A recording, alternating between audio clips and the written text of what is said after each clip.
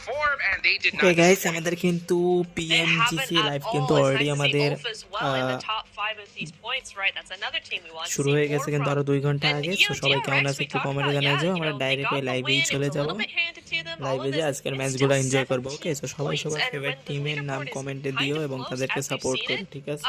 that so is দেখা যাক really যে what তারা you আজকে need. So কেমন খেলতে পারে 17 বাকি points going to দলগুলো। push them আজকে I pretty think far up those আমাদের leaderboards, I think, and ওজিও they'll be আছে। able সো to ওজি কেমন now খেলে use দেখা that যাক as a আজকের দিনে। springboard into the next match. গতদিন So তোমরা very দেখলাম excited ভালোই to see খেলো, what 4 they've got নাম্বারে going for ছিল। us. ওকে, আমরা Yeah, ডাইরেক্ট ম্যাচে Kara, চলে they landed যাচ্ছি over guys. there in Novo, right?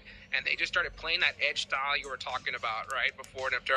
You know, what do you think, you know, when it comes to Kara, right? What's the difference between this game and playing that edge style versus, you know, when we see them go center? Like, what do you think the big difference is for them? For them, honestly, the difference between the two playstyles, I feel, is how comfortable they are with it.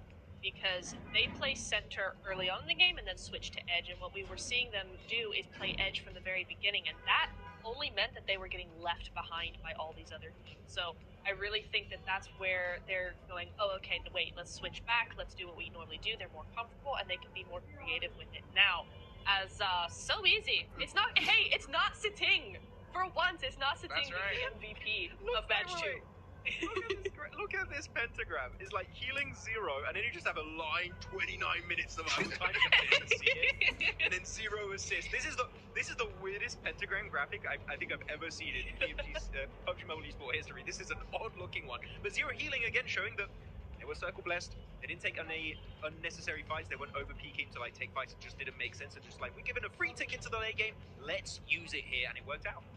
Yeah, man, oh boy, did it. Look at DRX now in 11th place, 37 points. So that's at 9 away from that 7th place position. By the way, guys, if you don't know already, it's 7 spots that are going straight to the grand finals. Everybody else is going to be going to that group stage, right? So looking at these leaderboards, Max, okay, we're about to hit that halfway mark, right? You got GK all the way at the bottom. What is it going to take for these guys to finally wake up? Points. I mean, yeah. I mean, for Geek in particular, That's I was a fact. quite disappointed because they were playing Observatory this game. They didn't do much with it. They were very hesitant, very slow, and Kara just saw an opportunity to kind of do what Geek should have been doing this game. So Geek needs to see a step up, a little bit more confidence being displayed here in these lobbies. And same for any of the bottom teams. APG also, they didn't do much this game. Sure, we need to see the APG comeback, and as of right now, it's almost a halfway point. As Hodgick said, it's getting a little bit late to initiate that comeback. I know it is, isn't it? And, you know, even as we look at those leaderboards earlier, right, like even a win like from DRX is going 15th to 11th, so APG need to do a lot ভাই better in আজকেও the কি game match than আছে? even OG কি DRX আছে? Yes did guys, or আজকে Kara. I mean, OG they আছে। really need to so take their next Indian যারা আছে ভাই, বাংলাদেশ চাইলে ওজিকে সাপোর্ট করতে পারে, কারণ তারও একটা ভালো দল আর কি। সো ওজিকে তারা সাপোর্ট করবেন অবশ্যই। ইন্ডিয়ান ফ্ল্যাগ সহ ওজি লেখেন, OG.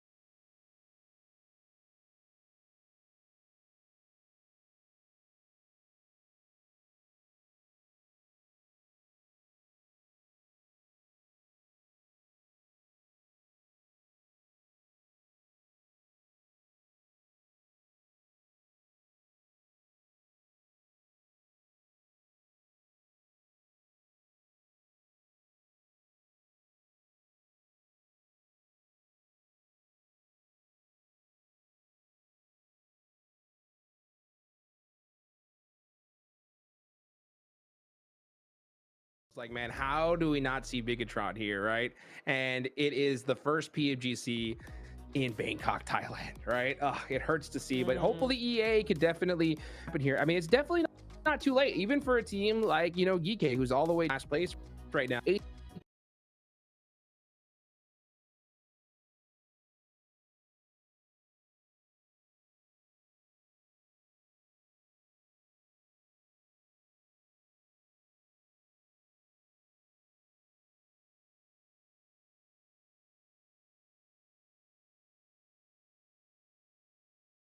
You know, Geekay, who's all the way last place right now. 18th, I mean, I don't think they have any room at this point. I mean, I think it's putting up a double digit. To how it's been the last 2 days, but I wouldn't count on it. Guys সবাই নিজে নিজে পছন্দের টিমকে support করেন অবশ্যই। আমাদের কিন্তু next map হতে যাচ্ছে আমাদের ইরানজেল, সো দেখা যাক ইরানজেলে কোন টিম কেমন পারফরমেন্স দিতে পারে।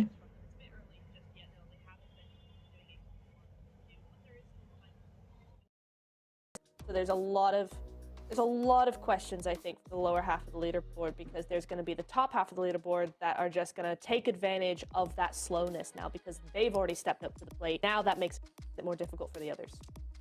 I want to touch upon your point of Ulf stepping up a little bit, doing a bit more. They are definitely a little bit more present in the later stages, but they're still not as aggressive as I would like to see them be. Like, No, you have not at all. Solis. Yeah. Again, you have like the Rising Star touching in many times. Aaron, there was great play on Zeus last year during PMGC.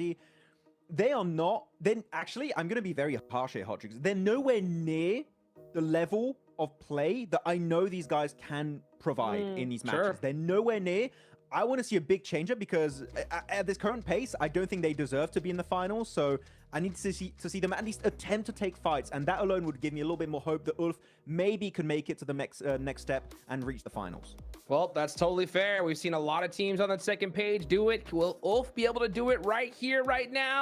Let's see if it's going to happen. Let's go ahead and take it on over to John and Blank to wrap up the first half of the Gauntlet.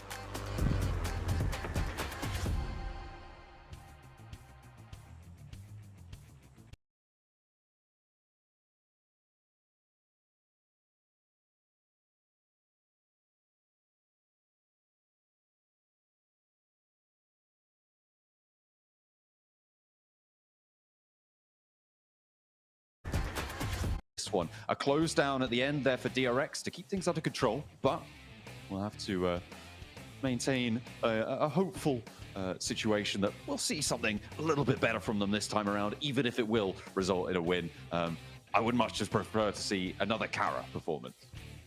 The 19 Elim game was phenomenal. Very, very fantastic stuff to watch unfold. And I mean, overall, their game plan was pretty solid from start to finish.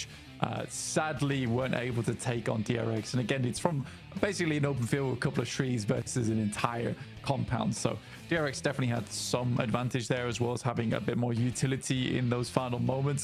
The fact they're able to hold them off for so long, it's like one of those situations where Kara, if they don't get that initial couple of knocks on towards DRX, they don't finish off R8, and I think that both get swarmed by DRX in that end game. But this is a west to east lane path, very kind one, first kind one we've seen today.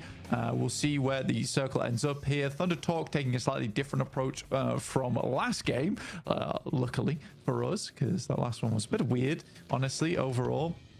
But we are heading over towards the eastern edge of the map, around Rozhok, Potato Hill area, just south of Yaz. So still Yaz field in this one, John, but plenty of fun compounds to play this one out.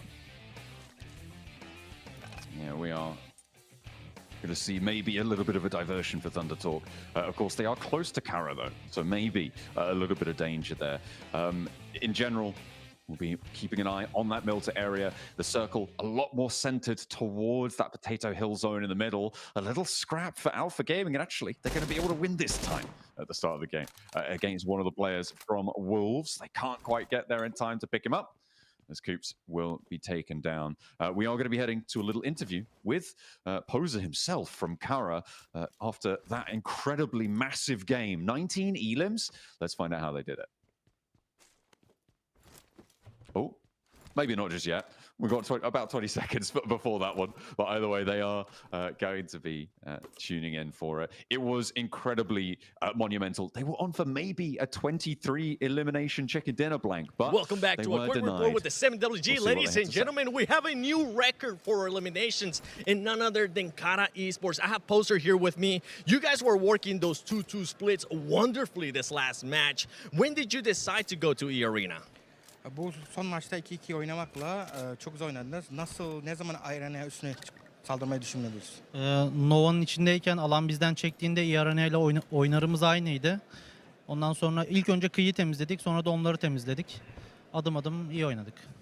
So the circle actually go on our gameplay with Arena. So when we saw that, we first clear the edge and then we jump on them. And with this performance, I mean, it's going to shoot you up the leaderboard. What does that mean for the team?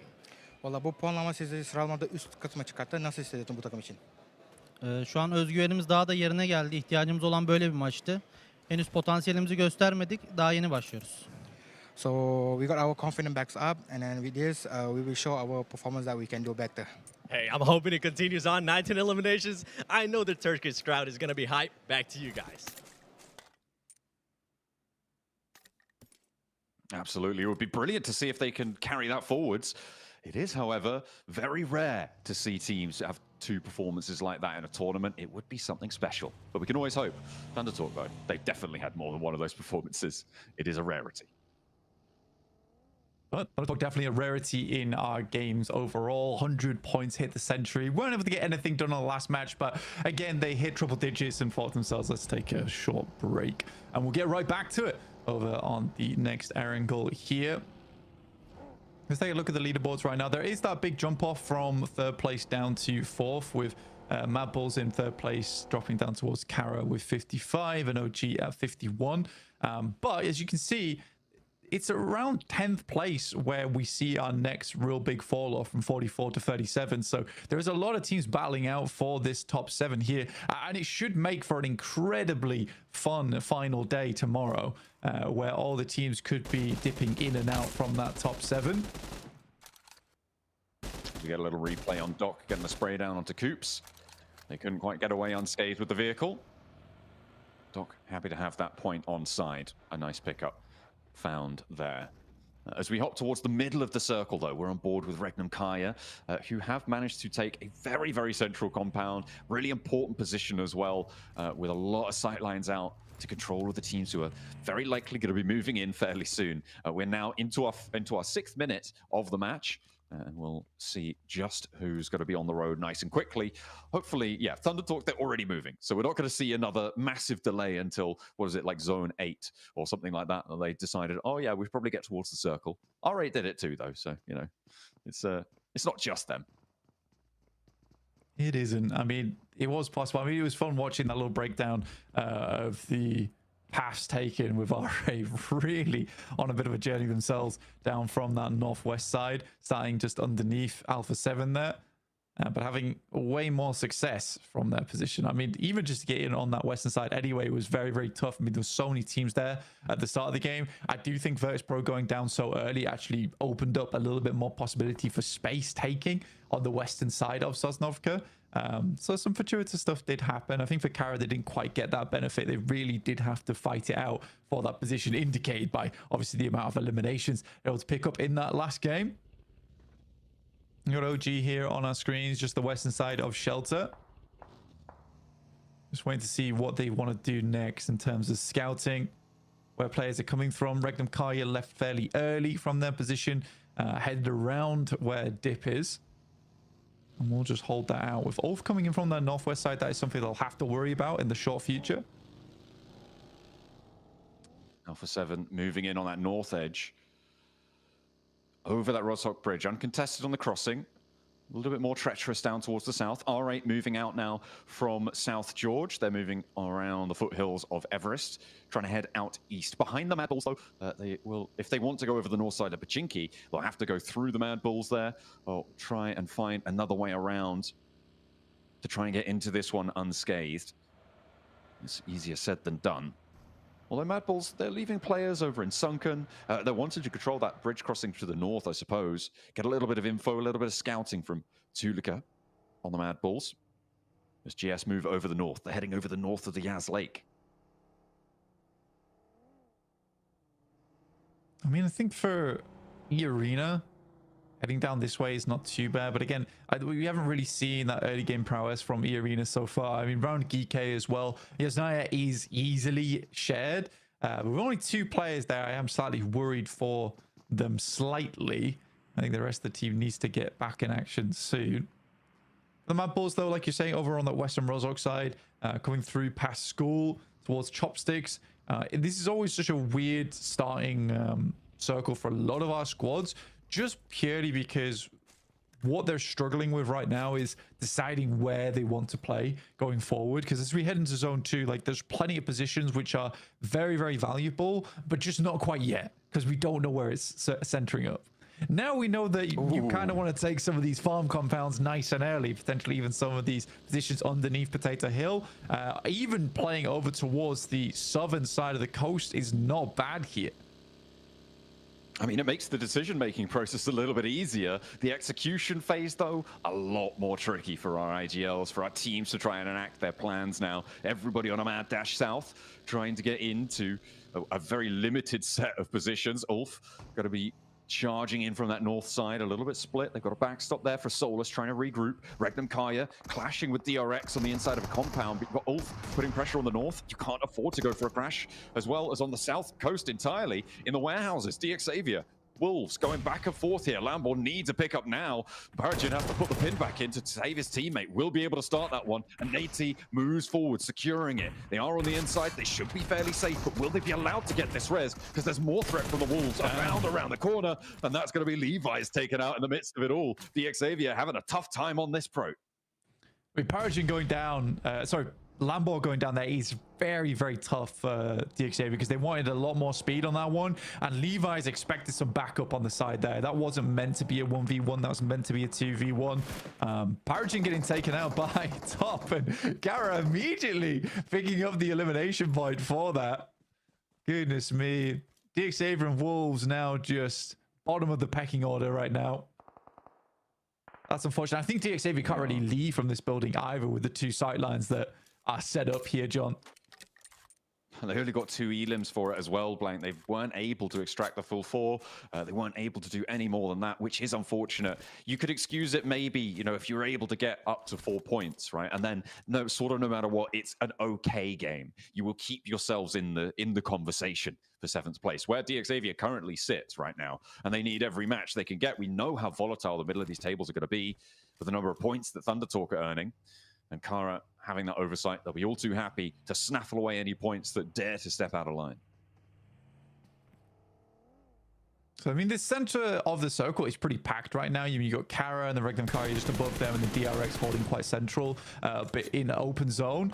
Mad Bulls spots the team crossing along the way. It is GS, and they're happy to chase this one down with a mobile turret in the vehicle. It's 3 players in 3 cars, so I think they're assuming they can take those shots quite frequently, but they decide to back it off. They don't want to deal with that angle for too much longer, and a building gets taken up by GS. It is on the northern side of the zone, though, so it is not massively likely it's going to end up there, but it will give GS a little bit of a long breath, right? A bit of relief in this match. That is enough. a Doran goes down. nade. What a post through the letterbox there on the nade. Beautiful stuff. Didn't even need a stamp. CEO able to hand deliver that one. Lovely stuff. Able to pick up the pieces as well. Now they're going to have to move a little bit further west, potentially. I mean, Kara should be able to hold this angle. We'll see if they're able to do so against Thunder Talk, who are moving in on that coast side too. It's hard to make the correct decision on this one because as we head further down towards the south side of the map, it slopes downwards, right? So you don't really want to play those positions. I think Alpha Gaming actually has a very good chance from their spot. They have a lot of high ground oversight here. The issue is they're going to have to play that late game a little bit more aggressively as the circle probably will move away from them. I think R8 has one of the more fixed positions inside of the circle. It's a lovely compound to play around with. Leaving it is slightly difficult because you do need to wrap around towards that northwest side. But in this instance, it's really good because I don't think they're imagining that it's going to be a hard west shift on the circle. So this just gives them nice 180 oversight towards their eastern edge. And that's a lot of information to be gained off the back of that one. OG making a mad dash along the way over towards a small building they can potentially play the rest of the game in. Actually diverting one out to the shack as well. So they have got multiple angles. A run-up made a little bit harder because of that. With 4 players alive, I'm only seeing 3 in the middle there. Or maybe they are all 4 packed in. We'll have to wait and see just how they can hold the dead center here. They're in a little bit of a valley blank. So it is very much a standoff. They are committing to this location. It will be very, very difficult, if not impossible, to leave it. So they need to get the value in the mid-game here with Elims. Yeah, I think it's a risky play, but it's high value reward if this does continue to center up because it's very much open ground around them. Like you say, leaving through the open ground is treacherous, but if they have to deal with teams walking up towards them, it should be a fairly easy hold. So I think for OG, it's a case where you play this position and like you say, you are just committed to it now. But it is fairly central. They had no real other options other than playing sweep on the edge. And I think they're more comfortable playing this anyway. They're quite decent when it comes to holds. So we'll see what OG can do from this spot. It's a slightly early commit though at stage 3. But because it is so dead central and in a compound, I think you make that call here and now. Too far. Angles over towards Virtus Pro, the rest of GS as well. They moved out to the north side to try and have a breather, but they're being crushed down a little bit here. Virtus Pro have to turn around. They don't want to get stuck into that anymore.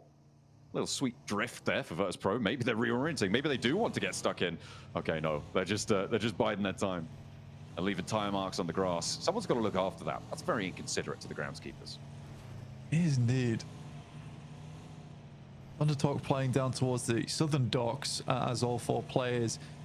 There is a chance it does go down towards that south side. It's not always the greatest and latest of positions, but with a little cover and the little positions available in that spot, docks is not that bad. The question is how well you can hold it as a solo team. It does get to those points later on where you end up sharing that position on the east and the western side of it, often leaving the warehouse open as it's a bit easier to nade out. But I think that for Thundertalks, this is a good spot to play in going forward. Now, OG has an option now because most teams are going to have to wrap around on the east and the west side, is whether they want to move a little bit close to the circle, play out in the open with some vehicles, or just stick to their guns.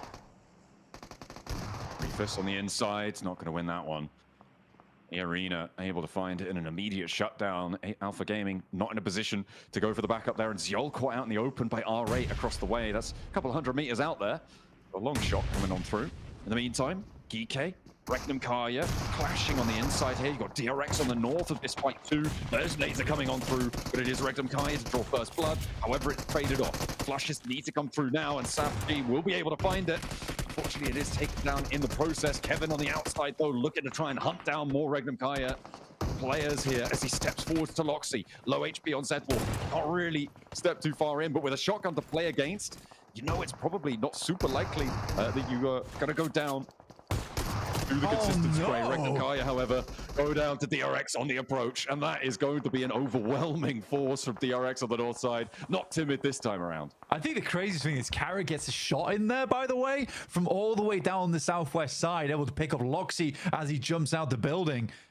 Regnum Kaya just melted under the pressure there, and DRX actually pick up a fairly decent spot for themselves, all in that short moment of time. I think they'll be very pleased with how that one turns out. In comes Ulf over towards Thundertalk's position. Again, like I said, this is a large area, difficult to hold as 4 players, and they're trying to gauge where exactly the Thundertalk players are currently. Luckily for Thundertalk, they always have this angle up top side. APG doing a good job to protect them from any target that comes towards them, and some fantastic nades are being lobbed up their way to secure some more points. Goodness me, Ulf, they try and move into the hills. on the north side of this compound, but they're denied entry. Everybody with the third-party angles. Aaron, though, has actually managed to make it for the south side, so a last player alive for Ulf. Hello. In the meantime, Doc now has more arena players to worry about. 3 players actually taking shots out his way. You can see the rest of them trying to move through. He's forced out wide and taken down as soon as he moves. Sakura clocks him. And now Top has to try and find something in response because Doc is not getting back up. Yeah, it's a good third party coming through from E-Arena. They noticed there was fighting going down on this side, but it seemed to be only one player. But R8 currently in an engagement between them and VP. One player left alive for R8 and nowhere near this engagement. It's Prestige looks to send some Molotovs in. It's a good position to throw them out, but VP immediately moving forward. Amori in the backlines in the shack, priming a nade of his own. It's a long toss on it. A big gamble, but doesn't hit on target. Prestige down in the smoke has been spotted now. Voston keeps his head on the swivel, spots the player down in the dirt and leaves Amori the last to stand for R8 across the road. And actually OG are moving in on that north side, so that could be a big problem in their very near future. I think Alpha Gaming did just go down. E-Arena able to finish the job as the circle goes back towards the center of this one, leaving those cliff tops out of it. Yeah, I mean, OG can continue to play on this north side, but again, it's this question of where do they go next? I mean, luckily, because they cut out so much of their position on that northern edge, they don't really have too many teams watching in of where they're going to be maneuvering next to. I do like the way Thundertox is currently playing this, though, is where they're not splitting up into a singular area on docks because they don't want to give an opportunity for a team like Ulf there to swing all the way around and crash into a singular part of the docks. Instead, they're spread across it. They take fire as teams come in and then rely on teams playing on the cliff to basically do the job for them once they lodge them on that hillside just the north of it. It's an interesting play, and it's working out very, very well for Thundertox. E-Arena going to have to make a move, and maybe Thundertalk will take some shots out their way, but I think Virtus Pro are going to be more preoccupied with holding them out. Maybe a drop down the cliff face, maybe go for a swim here for E-Arena. Tourniquet certainly taking that option.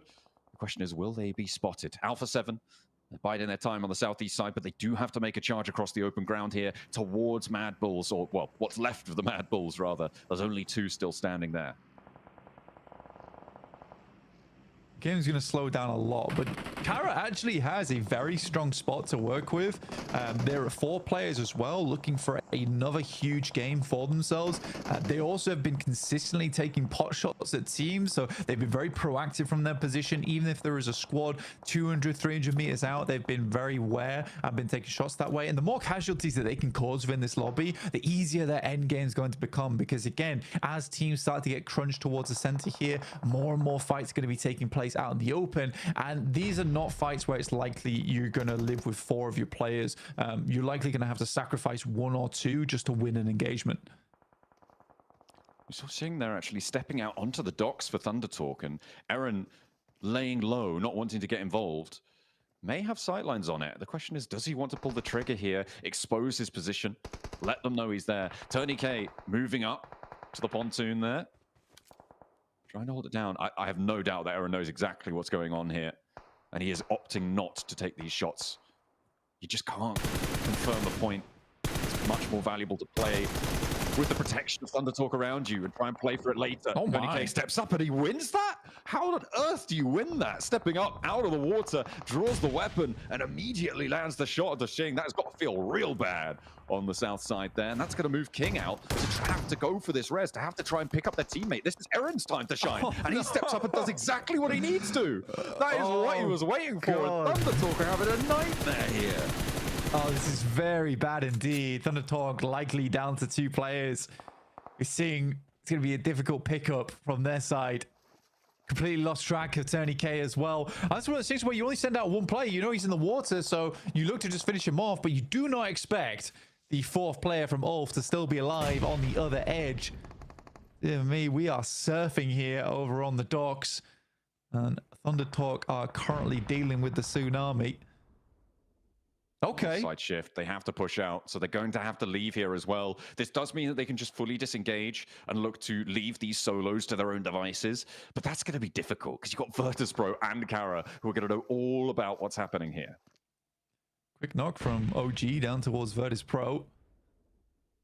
I mean, it's a good time to be doing it as the circle starts to close inwards, but Voston with an immediate response over towards that top side gets a good shot over towards the tanky, leaving just him and Aru there. And the question is whether Virtus probably even want to go for a wraparound on that side. I mean, OG has to call for some slight reinforcements here.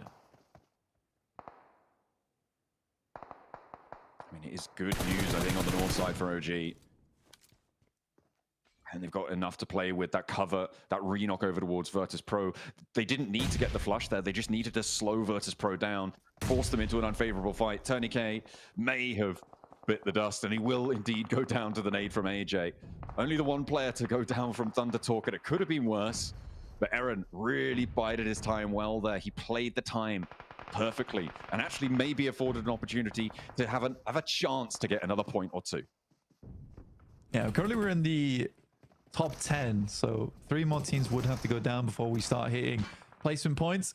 DRX holding on to their position quite nicely as GS attempted to assault their position. Hyunbin on the top stairs, looking for Icon right now. In the meantime, the roll-up for Virtus Pro is dismantled on that northwest side. Unfortunately, there is a knock sent back over towards them. GS finally going down there, but it is going to be OG holding quite well. The reses, though, are starting to come through. There's the first flush coming in, and there is, unfortunately, the re-knocks coming in from Virtus Pro. They stop, though. They move sideways, move laterally on the fight, and OG not going to be able to connect these nades if they haven't spotted it. Will they put them in the right place here as the nades bob forwards? Not quite on the target. Haven't seen the retreat here, but AJ, Thunder Talk, they're all sailing on in. Virtus Pro now have another team, and the vehicles swinging around wildly. What is going on? OG, move in, get these knocks, get these points here, because Thunder Talk are moving with slivers of HP. Going down? Virtus Pro go down, and 3 players from Thunder Talk still stand tall, but OG, they've taken a knock. What have Thunder Talk just done? What? I mean, DRX were taking shots across the way at OG whilst that all was unfolding. I don't know how Thunder Talk gets away with it, but they absolutely do. AJ with the run down the vehicle, smearing VP across the fields. And now AKOP trying to get his HP bar back up again. A nade sent across towards the tree, slightly lagging behind the rest of the team. A nade sent along the edge of the blue here could be devastating. And it is close, but not close enough. Going to be able to find it there, stepping out towards the blue. Thunder Talk get back in the vehicles, playing true chaos strategy there on the roll up to VP. There was nothing they could do, it seemed. He's going to be running out of ordnance fairly soon. Drops the last, covers his retreat with that flash. That's going to allow Thunder Talk to disengage. Play on as 3 from here, which is crazy. Kara, I don't think they're going to be able to do the same thing, but I don't think they need to. With the circle as it sits, they keep in on the south side, and they may be able to find a chicken dinner this time around where they couldn't quite before. Yeah, it's a very strong position, but again, we are still going out into open ground now. I think OG's got to be a little bit careful because DRX knows exactly where they're playing from, but know they need to move down towards that south side. So DRX looking to set themselves up early or just rotate into the building along the way from Kara. Lewis does have a nade. Marceau sets himself up. It's a bit of a short lob, but it's on target. Soez gets knocked out with a nade to the forehead. Hits him with the swift underarm there. Nice little knockdown, nearly getting Hyunbin. The pan coming in clutch there to stop the DXavier shots. The shots from across the way, taking him down on the rooftop. A really difficult res to go for. You have to drop down. It's bad news. DRX have been able to get a lot of elims so far this match. It seems like they heard me call them a little bit cowardly last time around. They're already up to 10 here, blank. And they want to add 4 more to the tally. See if they can break records themselves as they move on forwards. The flash comes through. The nade goes through to the back. Hyunbin goes 1-for-1 on the trade. The DRX have the flash sent their way. Drops down in the middle. Lewis holding the back lines, and there's only the 1 player for DRX faced off against 2 on the inside. Thunder Talk just rock straight up over towards DXavier and handle them. This is so weird from Thunder Talk considering it's a very different style of gameplay from them we're used to seeing. Good nade from Nate T himself over towards Singh, leaving Thunder Talk, I believe, just on the final player now as OG remains stalwart on that north side. They can get the reses in the shack for Thunder Talk, though. There are still 2 of those available. The question is, does DXavier have a nade? Stow Kara on this hold. Poser is down. But they're getting that rezzed up very quickly. DRX slowed it all the way out here. You can see they're on 10 elims still, but with only 2 players, the wind's been knocked out of them just a little bit. QXZ wants to try and drop down there. He will get the shot. Over at the Poser, the re-knock is strong. Gonna keep Kara from overwhelming them on the repeats here. He goes in for more. He wants to find another, but there's his teammate going down. Lewis steps out, but into a shotgun. A barrel straight into his face, and Lewis goes down as well. They will finally take him down, but they lose a player, and they have to get these reses fast, Blank. Over the top tries to thread it in towards the shack, but a good shot from iQOO will take down Sighting almost instantaneously as well. Now they got to figure out how they want to play this one out, because again, for OG, they are passing through open ground. I think for ThunderTalk, they desperately want to get rid of DXavier, but Nate, immediate reposition from his side. This is a good survival play for him. Again, DXavier has been on the receiving end of survival plays for quite some time now.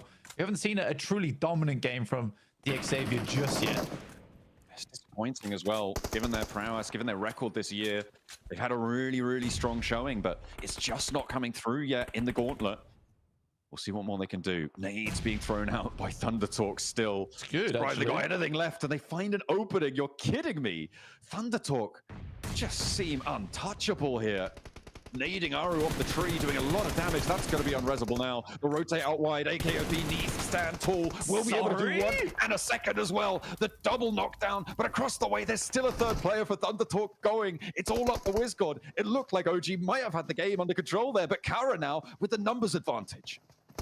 I'm just so confused of what ThunderTalk's doing in this game. Sighting sending it out again over towards OG. It's like a completely different type of ThunderTalk this game. Nate maybe going for the 1v3. CEO is able to put him down, fires him from the company, and at least will be able to remain up and present. WizGod moves up, and in the meantime was able to take down ThunderTalk. Now, it's a 1v1 technically as the blue continues to push in. I think they've got time to get these reses off Blank. The blue zone's not going to move for a couple more seconds. They may just be able to get through. Marso will heal. Poser will be able to get up and step out for another sight line. Unlikely that Poser's going to be able to heal, though. Actually, they might still have time here. They do. Goodness me. This means a full 3 for WizGod to be able to have to deal with here, and he doesn't have any nades in hand. With a nade, this could go a different way, but I feel like WizGod might be able to find 1 or 2, but the 3, I'm not sure. Marso goes out, drops the smoke train towards him. They know exactly which rock he's on. As soon as they get in range, they don't have the nades either. Steps out, and that's a little sliver of HP taken away, and he doesn't have any meds to play with. This is nasty. Big stun grenade. WizGod just has to hide it out for the time being, but it's looking close. Can WizGod close this down? It's looking slightly unlikely. Regardless, he has been through the war zone this game and will go out valiantly, but it will be Kara to come off from a second place and 19 points into a chicken dinner. What a sweep from these guys. With 11 elims, they find another game really strong. It felt like they were the winners in that last match. This time, it rings true. That south side shift playing well to their compound. And Kara are on a massive resurgence here. It's what Neptura said she wanted to see from them over on the desk, while she's being treated to a repeat there. Orangutan as well, playing very well on that northern side, doing a lot to control. It was just so unfortunate that ThunderTalk somehow are able to apparate wherever they want to within the circle. That was some crazy rotates coming in. Oh, bro, I just couldn't believe we were just watching ThunderTalk just go alpha lever in the vehicles. It made absolutely no sense to me, John. It was like watching them go from tactical gameplay to suddenly, you know what? We're just going to give it our all here. Get in the vehicle, put the metal to the pedal, and just get things going. Yeah, it's really quite impressive how they were able to do it. But I have no idea just what happened there for ThunderTalk. I'm sure the analysts do. Let's take a look.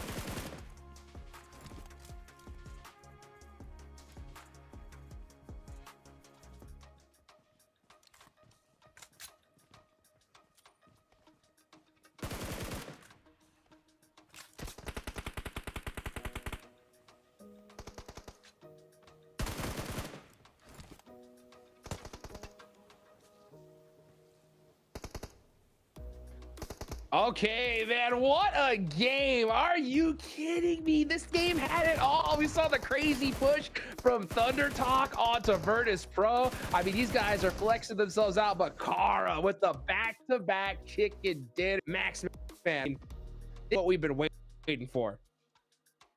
Hey, Kara, back-to-back win. Niptura, you are the reverse curse. Less right now. for this team. You wanted to see step up, and like the thing is, they drop arm, right? This is their drop location through and through. They love this area, and it was just so lucky for them that the circle ended up going that way. But it was not just a game like we saw for its last match. This is Kara actually zooms away, building Lewis in particular. Top angle versus DRX was just power. Yeah. In particular, just putting Turkey on the map when it comes to the Gauntlet are the best from their region, which I did not know the Regnum Kara in this exam lobby. Right? Yeah, prize coming here. I did know Kara were gonna be a foreskin with it. Took a little time to get beat, but once they have, I cannot them the edge, the controls that they've got. You know that, like you said, that roof angle was just demolishing for DRX. Really good game, all right, but no match for that angle. And the rest of Kara just able to support those angle great shots. And big stuff coming in for them. I don't know why in my mind this was a back-to-back Kara win because they got such a elimination match. I'm like, wait, in place. It was DRX that did end up winning. I'm like, but no, it almost was a win in terms of how many points they did bring home after that first Erangel game of the day. They're going through the replays here. I think we were quite critical about Alpha Gaming. Why do we take this unnecessary fight versus E-Arena in the double warehouses? They could just hug the cliff and they would have been just fine. Easy access into the late game here where top is on this replay. And they decide against it. That was a big fumble in my opinion. I'll take it one step further, Max. I'd say that once EA were in the building, they should have let it go. But why are they in the building in the first place? But Tony K coming in here, EA, I mean, this was insane. Just insane. He's like, I am Tony K. He's going to rename. He's taking Tony K's name now. It's him. He's him. Oh my goodness. Crazy after crazy play. I loved this game so much. It was just, what was this game? It's just such chaos. Back-to-back chaos in the end game. I did so much. Look, you're going to see Kara barely.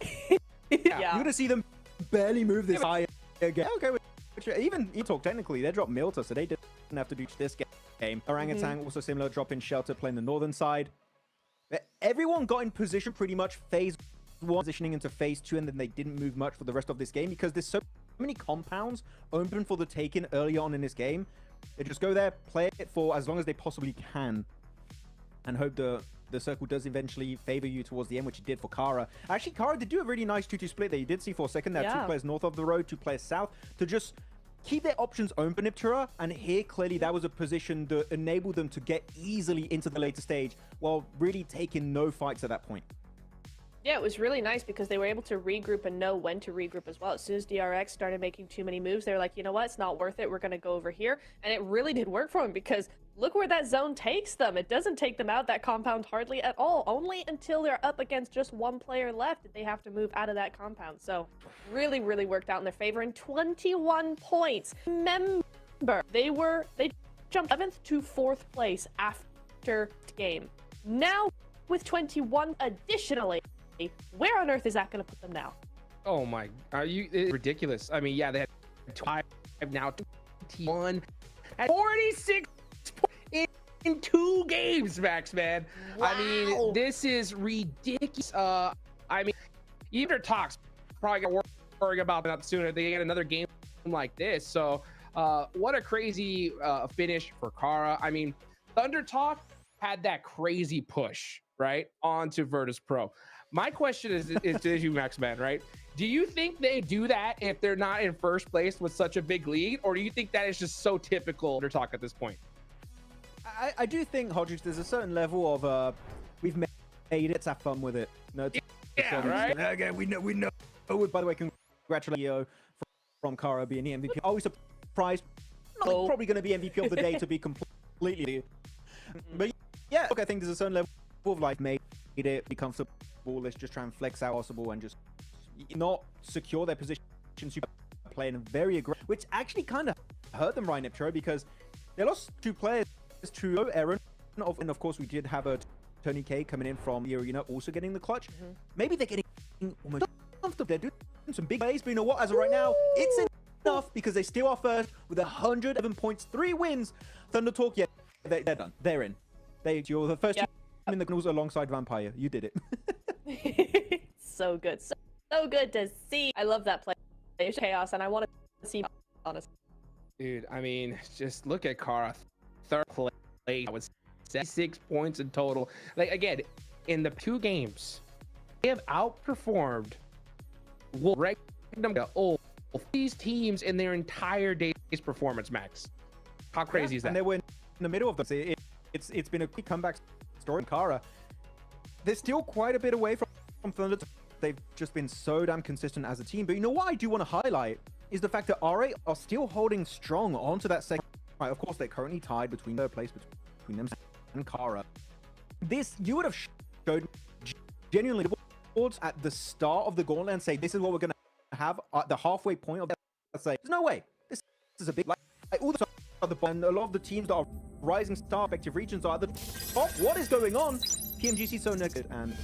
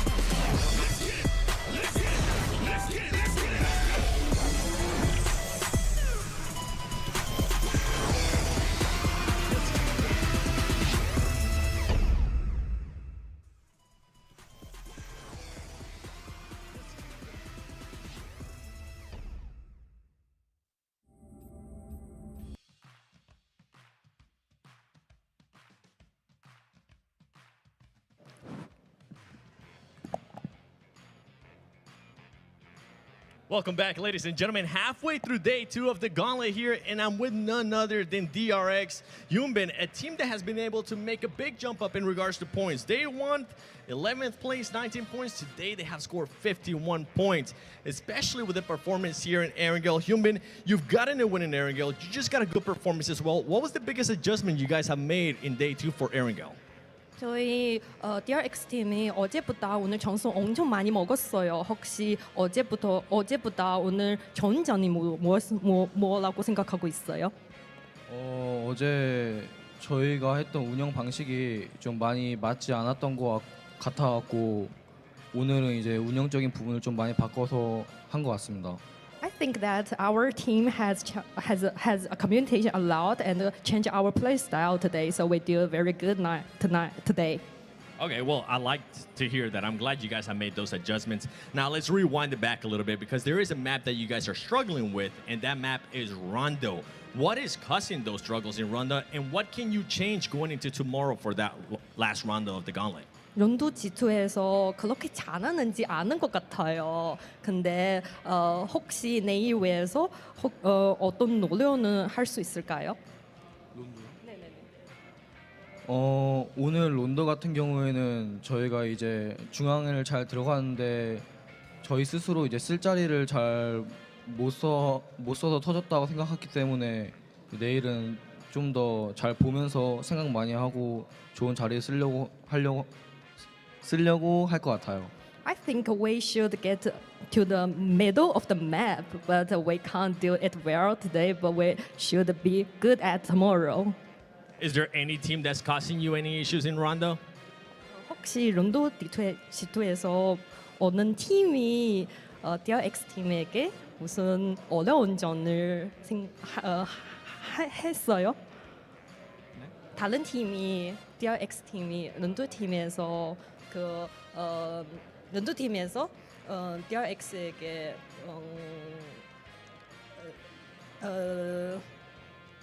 In like the rotation or anything like that? 싸우는 거 아니면 그냥 DRX 팀이랑 무슨 어려운 저희가 어려운 네네네 론도에서 네네네 그냥 저희가 쓸 자리를 잘 못 찾고 다른 팀들한테 여러 번 맞아갖고 죽었던 것 같아요. I just think we can't get our position in this map, so we will be better now. All right, well, I'm hoping you get that position tomorrow. You guys are currently moving up that leaderboard. You're only 1 point away from getting into that top 7. That might happen. Thank you so much for your time. Back to you guys.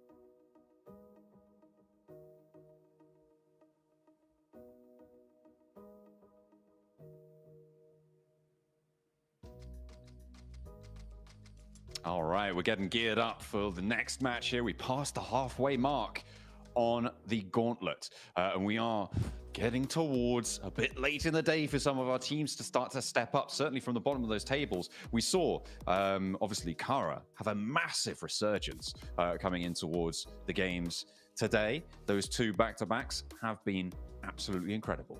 We're hoping for more in our last airing goal, though. Yeah. Absolutely. I think their last airing goal should be pretty good, to be honest with you. I think we've seen some incredible plays from most of our teams today. Here's a quick recap of what has occurred over the last 3 games.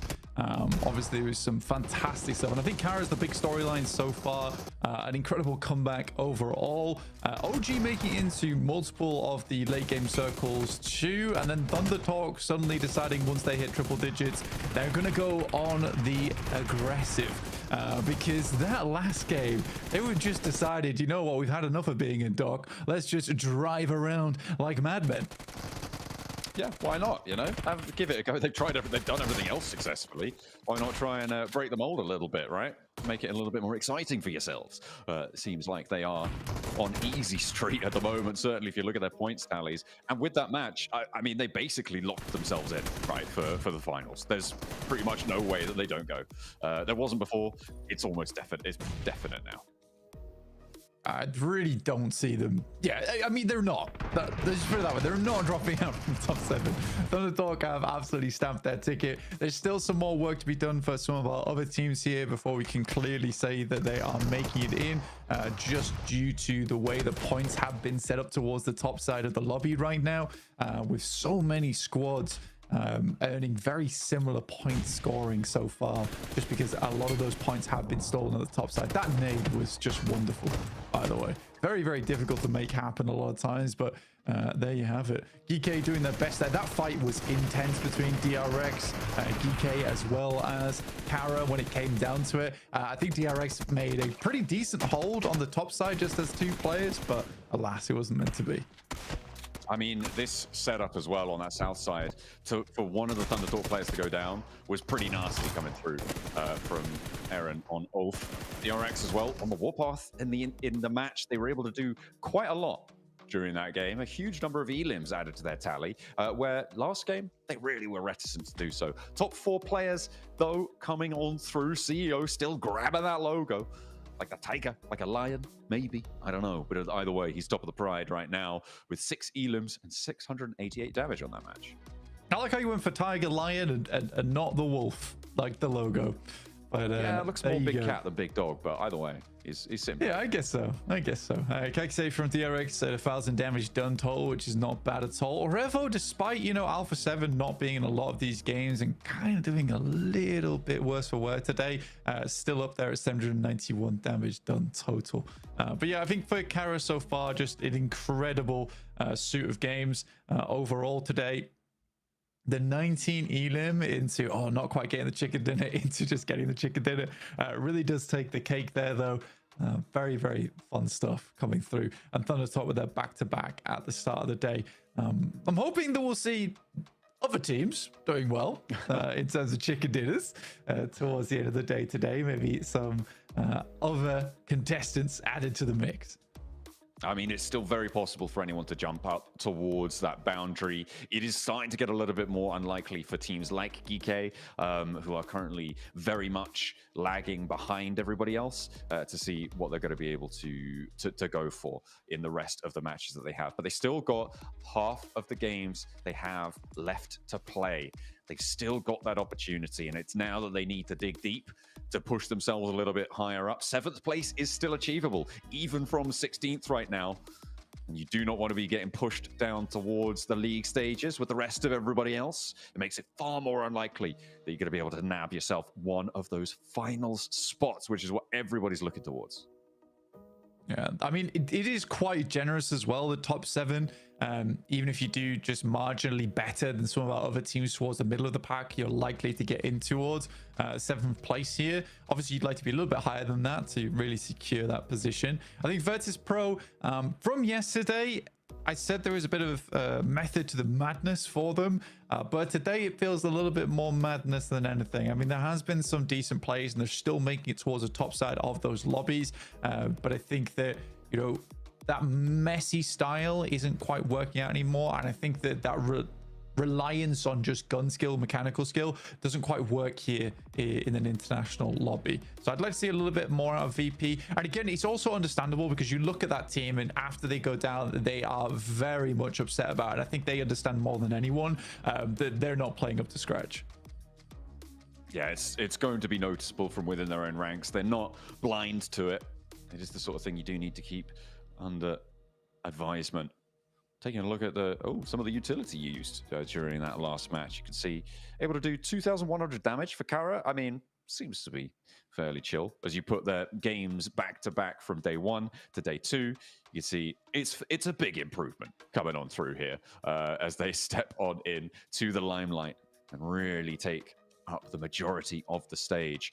DRX getting 2 big back-to-back games too, Blank. I mean, we talked about their first match not being super strong. They still did get a chicken dinner, and here they were able to back it up with the elims. So a little bit of that worry that I had before is slightly assuaged for the South Korean squad.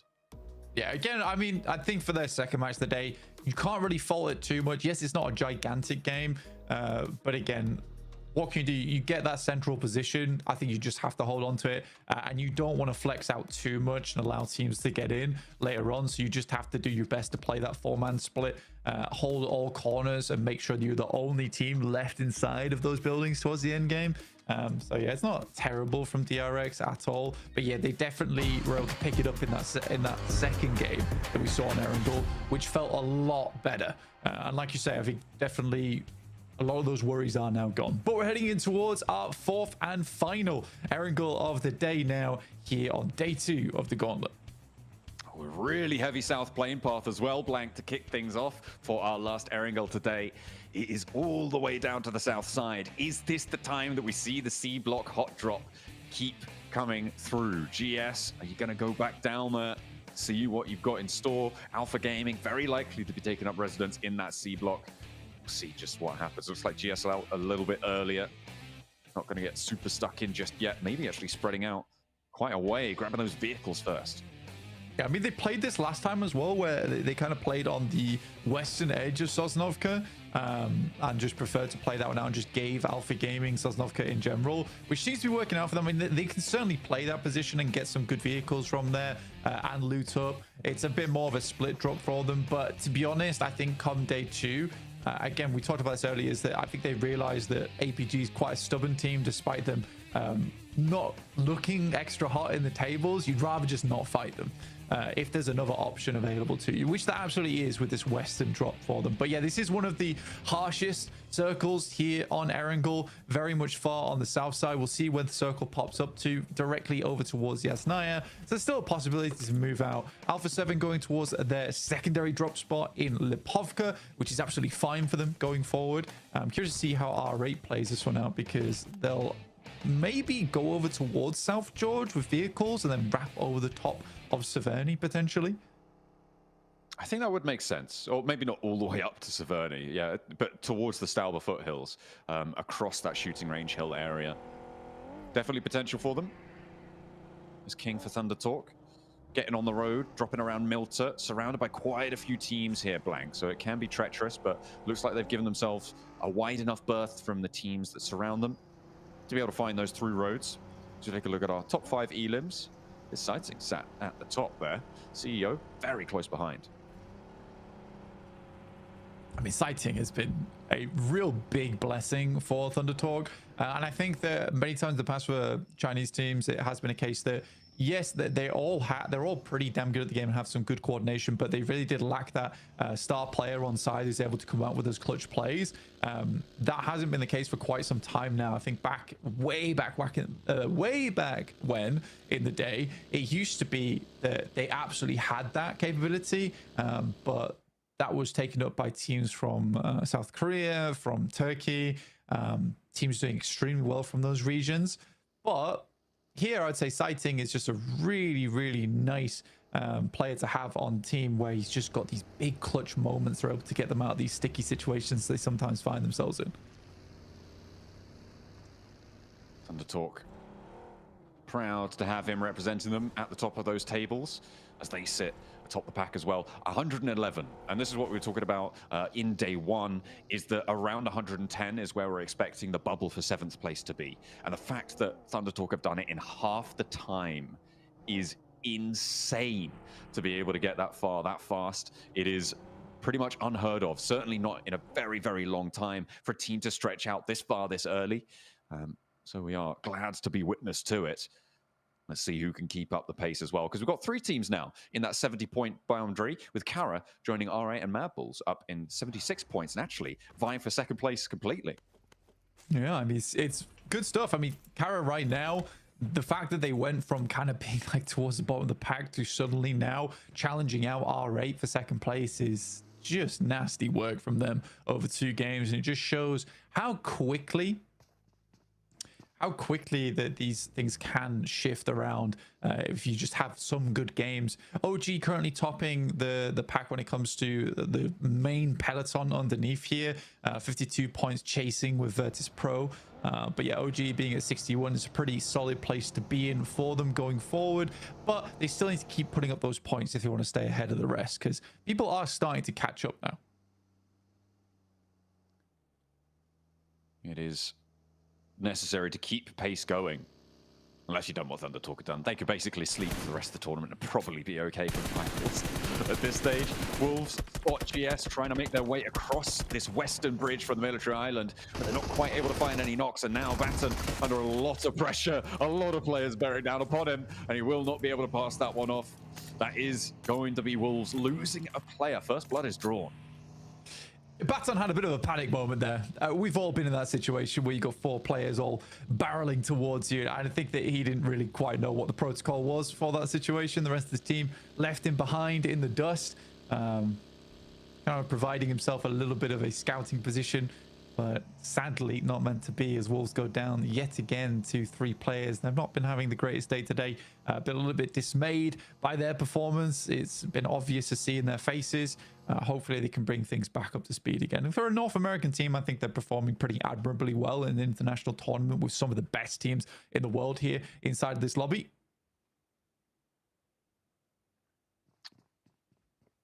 It is a big set of representation to come up against in this lobby. You're right. It's literally the best in the world at what they do here for PUBG Mobile.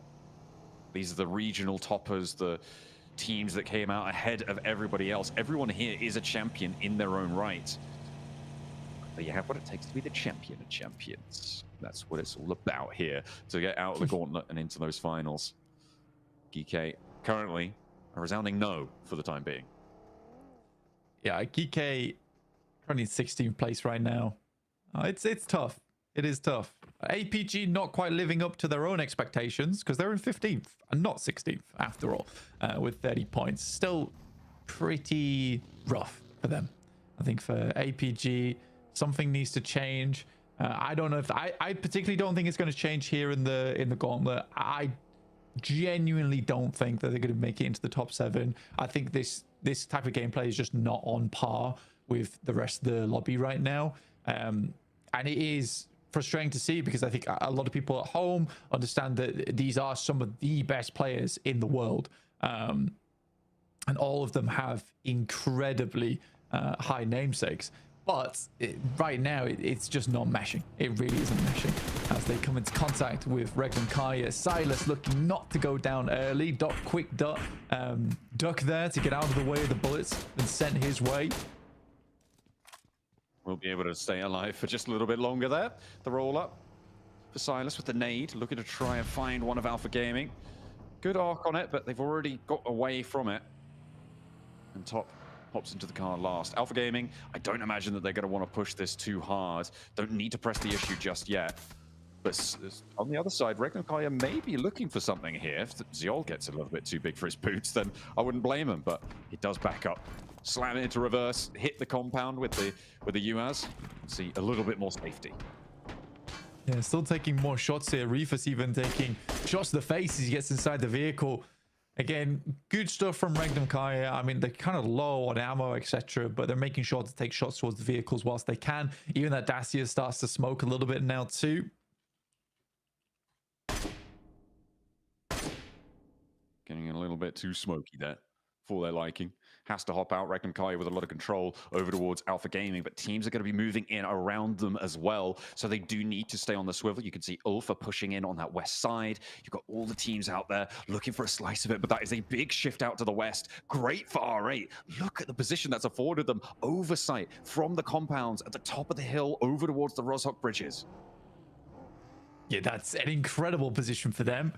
It is a little bit tough to hold sometimes with teams bearing down upon you from that north side, but I think R8 has a good chance to make it happen. I think they just need to not get too distracted by that southern bridge, because I think that's a trap that a lot of teams fall into when they play that position, is they get too focused on holding teams out and end up getting backstabbed. In this case, probably by GS. So I think for R8, they've got a strong position right now. Just hold on to it for the time being. But it is a hard shift over towards the western side, and teams like VP, OG, PK are all going to suffer because of this. Regnum Kaya having a tough time against Joker on the spray down, but they will be able to get around those bullets sent their way, playing up towards the bridge. We know that Regnum Kaya can play these bridge splits quite effectively, but they haven't managed to get anyone across the river just yet.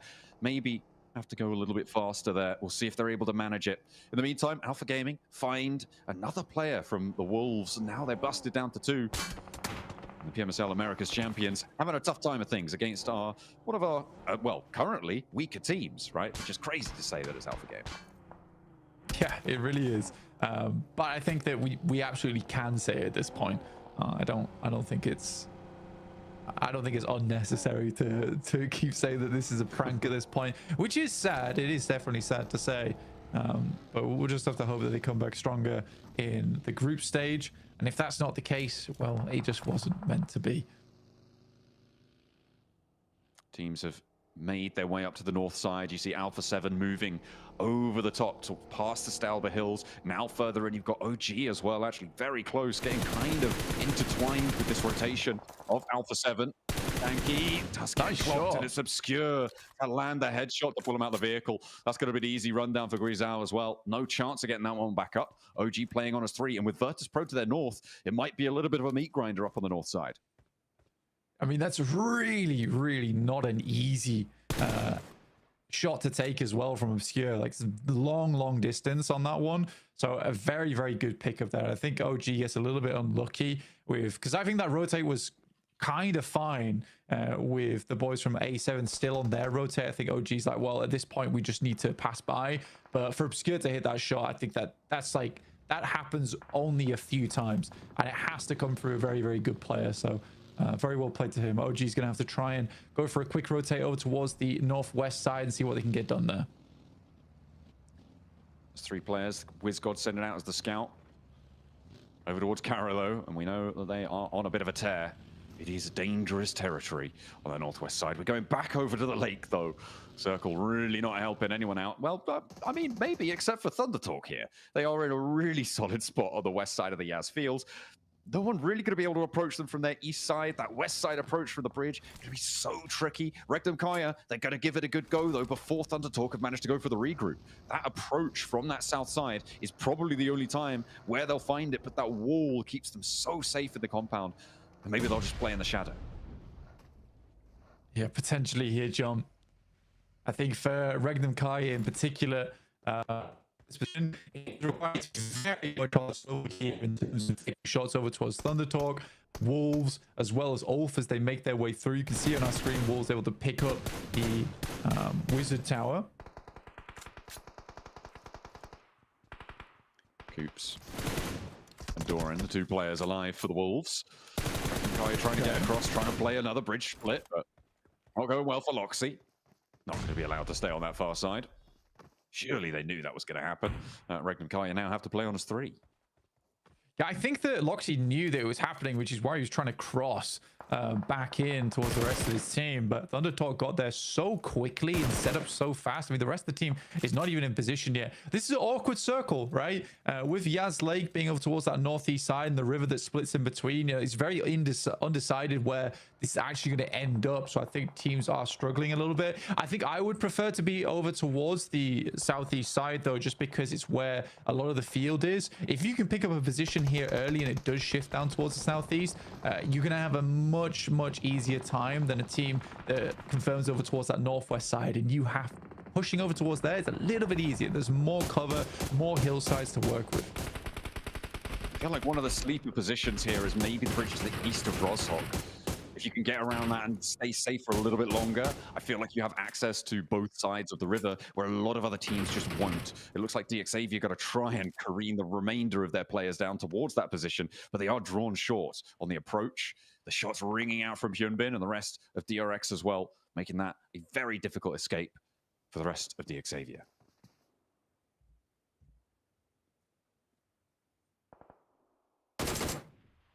And Paragin trying to stay alive on that south edge. Kike on the northwest in the meantime with the blue zone pushing them in. Kara are their guards, and that is going to be a real tough approach. Regnum Kaya chiming into the backstop for DXavier. The other 2 a little bit closer to the river. And now OG making their dash, trying to regroup with WizGod, moving across the open ground. They manage to get through the first salvo of bullets and they find the cover. Will they be able to survive long enough to regroup? There's already a knock, there's already a second as well. They desperately need to find some sort of cover, some sort of respite, but the shots are ringing out from every single direction around them. R8, Arena, you've got Kara as well who are going to be putting some pressure onto this one, and OG are having a real tough time of it on their approach. Not allowed in at any turn, and they will start to fall, start to crumble in the face of it. AKOP, the last to stand. Nobody quite making their way on through. He's playing dead. I love it. Dealing the final blows. He's actually working right now. Oh, damn. I actually thought he got away with that as well. I think it's a cool play to make because you just stop dead and you're like, I am not here. Trust me, please. But yeah, unfortunate stuff will go down. That's OG going out in 16th here. Will not be a good result for them. Unfortunately, the Arena somehow getting through on the hovercraft, giving themselves a nice big burly buttress to keep themselves nice and safe.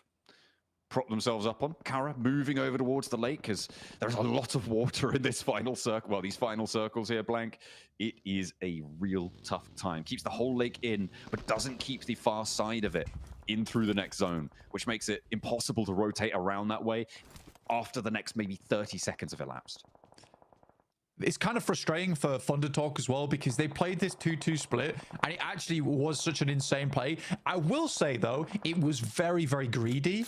But if it paid off, they would have both been able to move down towards this southeast compound and they would have had a very good game off the back of that. Now it's up to APG to move towards that north side and pick up that compound off them. But APG still doesn't really know whether there's only 2 players within that building. And it's likely something they'll think about doing a little bit later. They have to clear Mad Bulls as well on the southwest side. Carrot still going strong, but only with 2 players also. This is a very, very rough circle to play. And this is exactly why I say that you kind of want to confirm down towards the southeast side. If you were already there, you didn't want to move just because it is so difficult now for teams to find purchase in the circle from the northwest. It is really difficult. You're right. GS, R8. I mean, it's more important for GS really to be able to get through this one unscathed. Their score tally right now, very much in the throes of it. R8 a little bit more secure. And they're already picking up points towards Wolves. Already more damage being done to the America's champions. GS going for a wide wrap out to the north now. They're trying to get around all of this engagement, get away from R8, get away from Kara, but they are heading straight towards Alpha 7. Alpha 7's position, there's actually a lot of little bits of cover here that they can play. Skew has to hit the deck. There's some good shots initially from the vehicles as they pass by. They need to find one of them, break this train apart, but GS are able to get onto the other side. Immediately pins need to be pulled here. GS Icon already finds Obscure in the backline. These first couple of nades have to be massive, and they absolutely are. Revo and Grisal holding their nerve in the face of the approach from GS, but the first to fall is there. The second not so good though, and it's going to be Grisal and Carrillo holding the line for Alpha 7. One player did get taken out there, but GS, they try a wide wrap, but it was not going to work. In the meantime, plenty of damage being done around these bridges, and R8 are going to be moving out on the south side. Regnum Kai is it's actually a tough game to play because there's a lot of angles, at least for R8, that they could still pick up, and then R8 plays that position after them. Still so much water in this one over towards that north side. E-Arena playing this building that's slightly on high ground is pretty good for them going forward. And no one is even thinking to look over towards Thundertalk right now. I think most teams assume that's a 4-man squad there, which does give their position a little bit of defense going forward. It's always good to be able to spike out a little bit bigger than your reality. In those situations, it is a valuable asset. APG moving into the very, very west borders of Yasnaya. It's a difficult rollout. You can see Doc is lining the vehicle up because they do know that they need to move fast on this next exit. The question is, where do they go, right? There's a couple of buildings further down the road. The Arena are going to be very close to them, though, and it's going to be a difficult push to it. With Virtus Pro as well on the north, I mean, that is very, very dangerous ground. Alpha 7, Carrillo will try as much as possible, but again, I think for Alpha 7 is a very, very difficult push down towards the south side to make this happen. All right, though, just going straight for it. Xavier once again playing on as two players and making it work somehow. Again, I think that although they are doing okay in the points, and now they're in top 7, this sort of needs to stop. Right, the Xavier duo is something that is becoming increasingly more consistent and increasingly more effective, and I don't know why. I would much rather this team played on as 4, but yeah, it's such an odd one where the most times where we see Xavier doing well is when 2 of their other players are dead. It makes no sense, yet it is working. Regnum Kaya just love this river split style. We've seen it from a lot in the regionals. They are trying to enact it here. I mean, it's why Loxy was across the river in the first place to get taken down by ThunderTalk. But it seems like they're a little bit more entrenched now with Wild playing there. They've got Kara trying to put nades across the river, but just a bit out of range. Fortunately, they find that knock, and that could be a huge opportunity for all the teams around to make a move, including DRX. Alpha 7 just trying to go for the swim. I think they had little options available to them, but the duo in Xavier have spotted them out. Levi's and Paragin. Not likely to let this cross go unharmed. As Korea will get knocked. Alpha Gaming made a long fling over towards the eastern side, sorry. Yeah, it's been a difficult approach, but somehow Doc making that mad dash across the open Yaz fields. So, a bit of a self-nade, but it gets the job done. Not great. It does get the job. It does take down Lemon, right? Bit of collateral damage on his side. Not sure how he took 99% and Lemon took 100. That happens, you know. Looks like he's pretty bare on the meds, though. Otherwise, you'd imagine his health bar would be a lot fuller than it is. That's the nade that'll do it. Final nail in the coffin on the south edge, and that res should be coming on through for the Mad Bulls. ThunderTalk are out, so our table toppers going to be taking another break. This is an opportunity. This is a big opportunity for the Mad Bulls to put a lot of distance in and see what they can find. Regnum Kaya, in the meantime, they have been busted down to 1. Their east side shore outhold was dismantled by Kara, by a couple of other teams as well, but Kara have now fallen as well. So Wild may be a little bit more unknown here.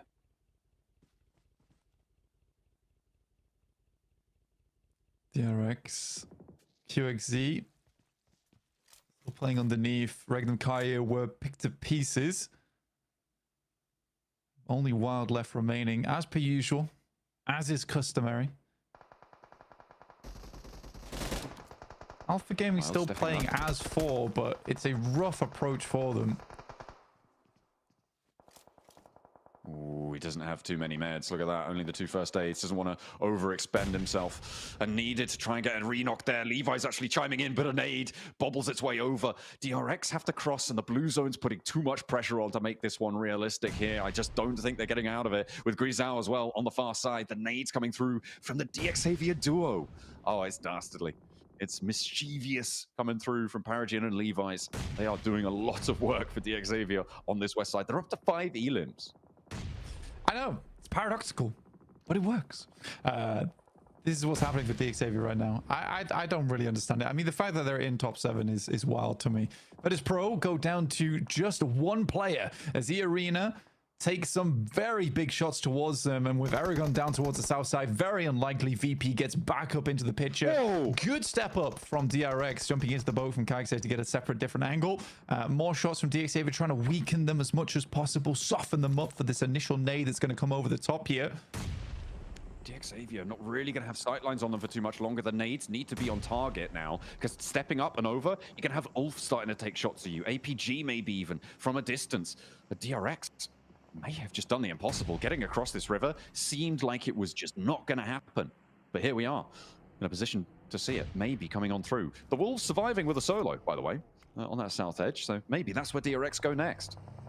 Yeah, I mean, Doran's doing quite well for it. Alpha Gaming got torn apart. I mean, that position they took is not terrible, honestly, and I think Mad Bulls wanted it, but the speed at which they were plucked out of this game was quite astonishing from the Mad Bulls, who finally are having a bit of a resurgence today. It's been slightly less impressive towards the start of the day. Some points here and there, but nothing crazy. But from that spot, you have a lot of control over the rest of the lobby. You're mainly just worried about Aragon and E-Arena, but you control these roadsides very well. And as long as that's possible, you have a great game in your hands. They still have to hope for a southeast shift on this one. And then it's very likely to be a Mad Bulls win. Certainly would seem that way. Let's see where the circle goes. It goes pretty central, Blank, which gives Mad Bulls, again, probably one of the better positions. They could still play on those roadsides. They could still play on those ridges out towards the fields, the cover that they've already established. And the teams over towards the west side, I mean, it's a question of who gets the chance to try and move out towards where Ulf are playing. They say you're forced to drop down as many smokes as possible to make this push work, but DRX very healthy now, and the nades start to bear fin. This is a crazy push from QXZ, looking for a little more. Hyunbin around the side. Paragin's already down. Levi has a monumental task ahead of him. They gave him too much trouble on the river crossing, and now they want their revenge. Kaikse moves on in, but is going to be taken down from the backline. QXZ able to get the final blow there. Arena from the rooftops, making it a little bit tricky, but that res definitely will be possible. The smoke just about to fade there. And they'll get Hyunbin back up. Kaikse moves in, stopping Arena, or trying to anyway, on that angle. Drops down. DRX have to make another move now. Their zone still not in their favor. They've been through it now, and DRX definitely tested their mettle. And so far, it's looking pretty shiny. It is. I mean, they have just been in the forge all day, slamming away on the Smith, because this has been a very, very different DRX to what we previously saw earlier. I've been quite impressed with what I've been looking at so far from DRX in these last couple of games. I mean, it was a bit of a weaker start on that chicken dinner, but then they stepped up from there. And I mean, it's always nice to see an interview come through and them stick to the guns from what their plan was, which was to get a little bit more aggressive, understand the lobby a little bit better, and they certainly have done that here. Shots going through over towards Mormon, but this kind of cover is very difficult to deal with, and DRX will need to use smoke to slowly work their way down on this cliff, because eventually this fight between E-Arena and DRX has to conclude. I mean, the fact that Doran's still alive as well for Wolves is pretty crazy, especially given the compound he was sat in seemed to be prime real estate. Nobody really had the gumption, though, to go for it. He's been allowed to live for a little bit longer, despite obviously not having that many meds to his name. It is a tough time for Doran on that western edge. Next zone will pop on in. It goes very, very central again, and it keeps the Mad Bulls divots in. It keeps Ulf in, too. This is rough. I mean, this is the exact circle that no one really wanted. I think E-Arena and DRX probably most favored by this one. For the Mad Bulls, they have a very slim amount of area to play with. It depends whether they've got vehicles or not, John, because they could technically swing round the back of E-Arena and play off that. But yeah, it's a difficult push for them. Ulf sends a nade in, and we'll find Pusher off the back of this one. Scarface looking for more, though, as he primes another grenade in the back pocket. Oh, sends it longer, does tag on to Pusher, but Lemon sails in for the rescue to re-bolster their position. Just making sure that Ulf are a little bit slower on it. There's that second nade, that third nade coming in through as well. Flip looks to try and back off the angle. Lemon draws attention. The res is necessary here for Mad Bulls to make the move. Lemon doing a lot to distract here, but it seems like Scarface is dogged in his pursuit. The nades will not stay away, and Pusher is burnt out. But it was a little bit of a step too far as Joker able to land the shots to Scarface. That is devastating for Mad Bulls on this south side. Losing a player like that is really quite painful. Aaron's still up and available, taking some pod shots, but more nades pouring over the top as the Arena starts to realize where they are. DRX down to just one player in QXZ as the rest of the team attempts to crawl back over towards him for some emergency triage. Doran finally falls in 5th place as Ulf remains up and in this game. Arena trying to move through. Tourniquet goes down, and it's now just Joker remaining. DRX playing as a solo as well. If they don't get this res, a nade is being cooked now, and QXZ wants the shot, wants the shutdown, looks for Joker, goes a little bit long with it, but Mormon might not be long for it either. The nade in response, QXZ breaking out wide. In the meantime, the Mad Bulls are making moves too. Ulf in the fight too, and trying to stay alive in and amongst it. Mad Bulls now still have the numbers advantage. The nades, the Molotovs, putting pressure on Arena, But what's going on the south side, Blank? Who's going to be able to take control of that roadside? QXZ looking for the full squad wipe over towards E Arena. Joker on the low ground, starting to move up. Nade sent long, slightly off target though. Immediately sends another, lets it bubble through. He's just littering the ground with those mines, but is it enough right now? QXZ needs to step up, knows roughly the direction he's coming from. Turney K attempting to provide the information back from inside the bush. QXZ extremely low now, needs to step up soon, but Joker might just make it happen with this final nade. In the meantime, Mad Bulls going toe-to-toe with the remnants of Ulf. They are 2 players standing. Tulika unlikely to get back up here, and they've got the angle. They step up around the side of the tree. The Mad Bulls were able to claim it from the ditch. Ulf could not hold them out. It looks like it might be a little bit ropey for a time there, but they play off one another beautifully, and the Mad Bulls reclaim their spot towards the top of those tables. I mean, for Mad Bulls, what a great way to finish on out. I mean, taking down the entirety of APG in such short order as well on the position that won them the game. I mean, it wasn't even massively advantageous. And I think the thing that does win the game for them is just how long QXZ lives out in that engagement. The amount of knocks he's able to pull through over towards E Arena as they push towards his position. If not for that, I think Mad Bulls might have had a slightly harder time against a rebolstered E Arena on that side of the map. But they were so distracted for so long by DRX. Getting that picture line up just perfect. Why not? Make sure you're looking fresh, looking hot. Is everyone giving them the mad dog down the lens? Love to see it. Love to see it. No smiles. They're not celebrating. They're just going to do it again. We'll see just what they're able to do as we head over to the analyst desk as well. Represent, had to do it hella big, had to run it back again, light it up, hella big, light it up, gotta do it.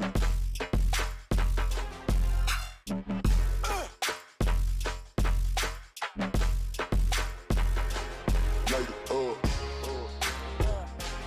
light it up, represent, had to do it hella big, had to run it back again, light it up. Wow, what a game. We got Mad Bulls getting their second chicken dinner on the day, and this one was a tough one, Nepturo. This circle was brutal. It really was, but you know what? I love the way Mad Bulls played this. It was so nice. It was methodical. That's the word I want to use for them right now, because they come up through the south side, but they don't go guns blazing or anything like that. They just keep it slow, keep it steady, use their info, and just are really able to push through and take teams down one by one. I genuinely believe this was a great game, Niptra, from Mad Bulls. I mean, we both agree that the way they executed the mid to late game transition was beautifully executed. I do believe, though, they weren't really fully tested going into this. I feel like no teams were trying to take away good positions out of Mad Bulls' hands, and they were just given strong positions, and they used them to their full potential. I wanted to see other teams try and snatch those positions away. It never happened the entirety of this match, and they just, like, exuded complete control upon this lobby. I mean, look at Lemon. He was an MVP contender of yesterday, and he's once again able to flex out 5 eliminations on his lonesome. This guy is a beast in this Gauntlet stage. Yeah, I really love what he was doing as well with the Ulf player, right? With Scarface trying to grab the nades and trying to get as many elims. And Lemon coming in with the car, just trying to distract as well. Like, just really backing up his teammates as much as he could. I really liked that play from him as well. Beautifully done, beautifully done. You know what? Speaking of plays, though, Max Man, we got to talk about R8, okay? It was... So, right there, they're on the other side of the bridge holding that hill, okay? For those of you guys that don't know, we're talking, we're chatting, right? Okay, what should R8 do? Maybe they should crest up that hillside, possibly challenge, and then kind of go through the water on that end, or should they go into the blue zone through the other side? And then they're just like, nope, pedal to the metal right down the center. What do you think about that, Max? I was hoping they were going to take the eastern bridge of Rozok and go for wide rotation in the blue onto Mad Bulls. That was my guess. This is why I'm saying Mad Bulls were not really contested on any position and given for free. But R8, they had a clear path to success. We'll see it possibly at one point during these replays. And they're like, no, how about we go through the meat grinder of the lobby, Niptra? They go to the main bridge in the center, and there was Ulf, there was Rangdom Kara, Deke Xavier, DRX, Kara, and they're like, that sounds like the good option, but it wasn't. What are we doing, R8? There was a way better option here going south into Mad Bulls, but unfortunately, I feel like they got a bit narrow-minded here, and that did cost them to go out so quickly. It's not even funny. They just disappeared. Yeah, you know what I would almost have liked better if they did want to go for the crazy play, is just send the vehicles into, not over the bridge, but over the water. Flow over the water, get to the other side, get to the other bank. You're low ground, but at least you don't have 6 teams looking at you. I mean, that would be so much better. Oh, do we see the okay. We should have gone down the middle earlier, right? We should have listened to Max, man. But, yeah, you know what? Actually, even though I'm not a fan of the play of sending cars in the water, definitely would have been better than whatever that was. Sorry, I feel like I'm being extra harsh on this, but there were decent options here, and they just got very desperate because maybe they delayed their move too much, and then they go like, oh, we have to do something. We took way too long to make a play, and unfortunately the play they ended up doing, in my opinion, was like the worst option of all. But you know what? It's fine. They're still looking comfortable in the rankings. It's not going to hurt them too much. But at the end of this game, so many cool 1v1 scenarios here. Joke in particular, able to survive and outplay DRX with the nades. A few of them didn't connect, but the last ones did. And that does get them a second place as you go over the recap of the rotates here. And some really interesting rotates moving around the board here, Niptura, this match. Yeah, I really want to... Wait. Yeah, I really want to look at Mad Bulls in particular, because you can just see how south they actually go and how split they actually were as well. They had some really pretty big splits for the area that we were in, so I really liked seeing that as well, because I mean, I just love splits so much. I know a lot of teams don't play that way, but splits to me is just so controlling. You can do so much with them as well, and you can see that there, like even splitting across to the other side of the river just to get as much control as possible, then moving on up, just playing it super slow, Max. I loved this from them.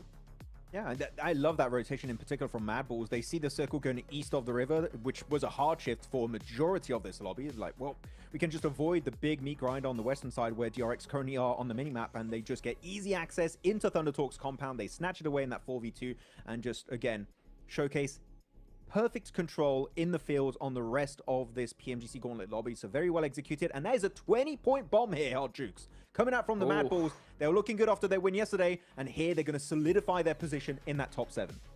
Yeah, I'll take that all day long. Beautiful rotations there for Mad Bulls. 20 points, huge, especially at this point in the stage. We are now past that halfway point. We're gonna got 2 Miramars left. By the way, I mean, DRX, right? They were right there on that cutoff, trying to get into the top 7. 10 points here, I think they did it, Niptura. I mean, they really grinded in order to get every single one of those points, and it worked out perfectly for them. I'm so happy they got the win earlier on in the day. I mean, yeah, it wasn't the big show-stopping win we might have wanted, but it put them right back where they need to be now in the last 2 games, a completely different team to what we saw yesterday. DRX are back. They're feeling good. They're building up their momentum step by step. I mean, I wouldn't be surprised if we saw a second win from them today. Like another Miramar, I could see it. Totally possible. Look at that lemon. 5 eliminations, 644 damage. I mean, great game from these guys. You know, I do want to talk about another rotation though, Max Man, right? It was a little bit earlier on in the game, and it was GS onto Alpha 7, right? They did a super bold push, wrapping all the way down that north side, passing up Alpha 7, and they were able to crash successfully, but then everything just fell apart for them. What happened? I'm happy you bring it up because I genuinely enjoyed that play from GS. I think it showed that they wanted to try and contest that position away, wrestle it out of the hands of Alpha 7. But unfortunately, they get in a position which, as we know, Hodrix, they were in nade range, and they just get a little bit complacent, slow things down. But when you're in nade range against Alpha 7, guess what? You don't want to slow things down. And that is going to cost them to go even low on the rankings here, down to 11th position, only 11 placement points, which is quite unfortunate. But top of the rankings, I am happy. DRX, they're jumping up the rankings. They're getting up in that top 7. Let's go. South Korea is here to play. What a crazy jump. Yeah, I mean, DRX were in big trouble, right? Before, at the start of the day, right? And just like that, they rocket launched themselves. I mean, they were in 13th place with 19 points, right? Yeah. Going with this kind of performance, I mean, they have got to be so excited. They really do. I love this for them. Top 5. I mean, a pretty good buffer placement-wise, you know, in the top 7, right? To be top 5. You're not hovering on that edge there. But points-wise, they kind of are. Because we've got 2 ties. DRX and OG with 61 points. A7 and Dick Xavier with 59 points. There's only 2 points separating them between 8th and 5th place right now. So definitely not in the safe zone yet. But what a start it is for them. And it's really looking very, very good. We see here top 4 fraggers. Lemon's looking good. 5 eliminations. You got Joker as well stepping up. We saw him a lot in that game as well, didn't we, Max? I'm just laughing at Joker's pose, like, gentlemen. Yes. maybe time for a win, possibly, maybe. Indubitably. Every one of these players performing here, Lemon, Joker, Parajin, and QXE on their respective teams. But yeah, it's good to see a bit of variety in this team and who's able to dominate and do well. So very, very excited to see how that's going to continue moving forward. But that is it for Erangel, right? So our Erangels are done. We get now into Miramar. Excited to see who's going to be taking the Dusty June wins here this time around. Oh man, I'm so ready for Miramar, and one team I'm really gonna be looking at, right, is gonna be OG, right? We heard at the top of the show with Seven saying that, hey, it's our hot drop location. We're gonna take it. The thing is though, Max, right? 0-point game in the last one, right? We're seeing a lot of teams, DRX surpassing them. A lot of big names now starting to perform. Are you starting to get a little bit worried for this squad? I am a little bit, because this lobby, it's very obvious to me, Hodrix, we're looking at day 1 compared to day 2, the teams now, they're feeling comfortable. You know, they're fully playing into their initial strategies. They wanted to fully play around going into the Gauntlet. Now day 2, they're just flexing what they can really make in this lobby. The teams at the bottom, except for APG, you could say they've still been kind of invisible these matches. Everyone is stepping up big time, just like DRX as an example. So teams at the top are starting to slip. Orangutan is one of those teams. We said it at the start of the day, right, Niptroy? We wanted to see an Orangutan win to kind of secure top 7 spot. We have yet to see that chicken dinner. I still feel like there's time to make it happen. But again, we're at the halfway point, past the halfway point now. So you don't have that much time left to secure that top 7 position.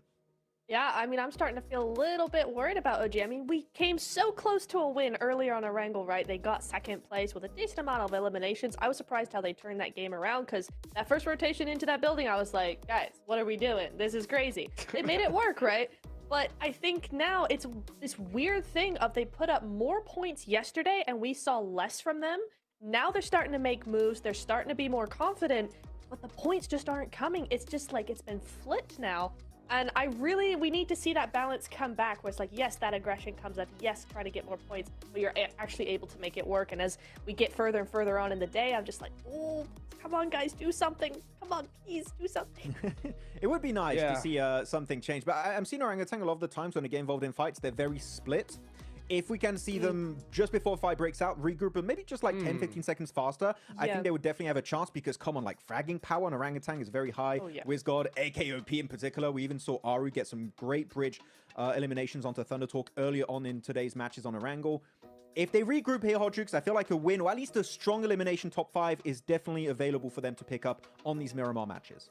Yeah, I think that's a good idea. I mean, because especially considering what we saw in, you know, that last Erangel match, not the one before this one, right? We saw OG do that super bold push, right down the center. They get that center position, and it works out for them, right? Because the zone ends up going that way. They try to do the same thing, a kind of similar strategy of that bold push down the middle in this last game, and it didn't work out, right? So I think I do agree with you, Max. I think I want to see them, instead of kind of going for these super high risk rotates, right? Just kind of group up and just push your way in with your M4s, right? They got the gun skill. They need those eliminations. Do you think that's something that we could see a change in here in Miramar, especially considering that we could see a hot drop from them? What do you think? The thing is, the hot drop is my biggest question. Are they going to keep doing APG just beat such down an X factor onto APG currently in such a bad position? Possibly. But no, I think that here, Orangutan, yeah, the rotates are good. So I think that we are going to see them maintain that kind of momentum we've seen so far and just keep fragging out. Hopefully, again, tighten up their positions and taking better fights. If they do so, I'm positive we can see a win. Yes, it'll happen. Yeah, hopefully we can see it here real soon. But by the way, we do have a nice interview here coming up right now. So let's go ahead and throw it down to the stage and see what Seven has to say. Welcome back, ladies and gentlemen, with the 7WG quick report here. I have none other than Turning K from E-Arena getting a 2nd place finish and getting closer towards that top 7 after, to be completely honest, an awful performance so far this PMGC. What has been the biggest struggle so far? ก็เมื่อวานเล่นออกมาได้ไม่ดีสำหรับเมื่อวานคิดว่าอะไรคือปัญหาที่ใหญ่ที่สุดสำหรับตัวทีม E-Arena ก็น่าจะเพราะว่ากดดันกันครับส่วนตัวคิดว่ากดดันกันทุกคนครับก็เลยเล่นออกมาได้ไม่ดีครับ He said probably because everyone's feeling the pressure so it made them play not so good for the first day.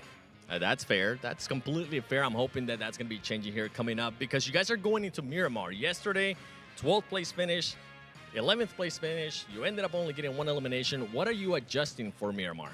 ก็เมื่อวานมิรามาเล่นออกมาได้ไม่ดีได้แค่1-2 แต้มก็คิดว่าจะแก้ไงสำหรับมิรามาวันนี้ วันนี้ก็น่าจะเล่นสไตล์ที่ตัวเองถนัดครับ เพราะว่าเราเสียเมืองก็เลยเล่นยากนิดนึง ก็น่าจะเล่นตามหลายเครื่องครับ So they're gonna play in the style that they're used to because it's a bit hard because they lost their city.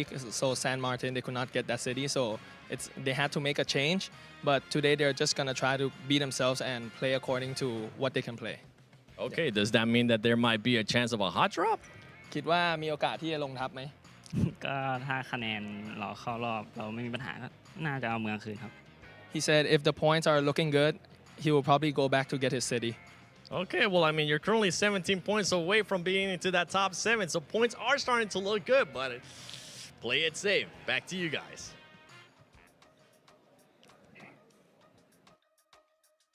Oh, play it safe or take the risk, Neptura. We're heading into Miramar, 17 points in the top 7. I mean, that is, it's definitely doable, but I don't know. What do you think? What do you think they should do? Play it safe? You go for it? What do you think? I see both ways, right? Because hot drop sometimes is the way to get your mojo back. You come in hot, you get the points, you've got the momentum at the beginning of the game, you're feeling on top of the world, ready to roll. However, wasn't it yesterday the time for all that? Now past the halfway point is a little bit late for that kind of talk. I'm not sure. It is doable, but it's just so risky. I don't know. I could see both sides, but I don't like look, it. You're looking at E Arena. They're currently in 13th position. They've got, what is that, 42 points total. When you're not comfortable with a ranking, sorry, hot drops does not make sense. It is not. No way. It's not.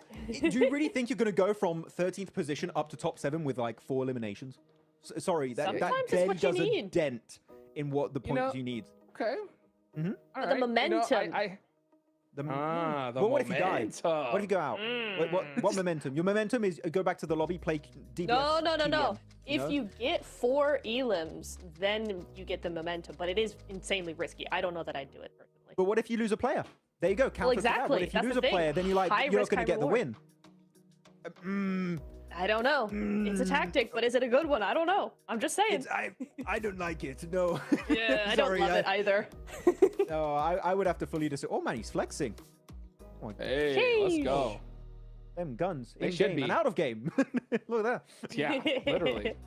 Yeah, you know what? It's so crazy. You're right. You know, if you get that successful hot drop, yeah, it is just you're so hyped, right?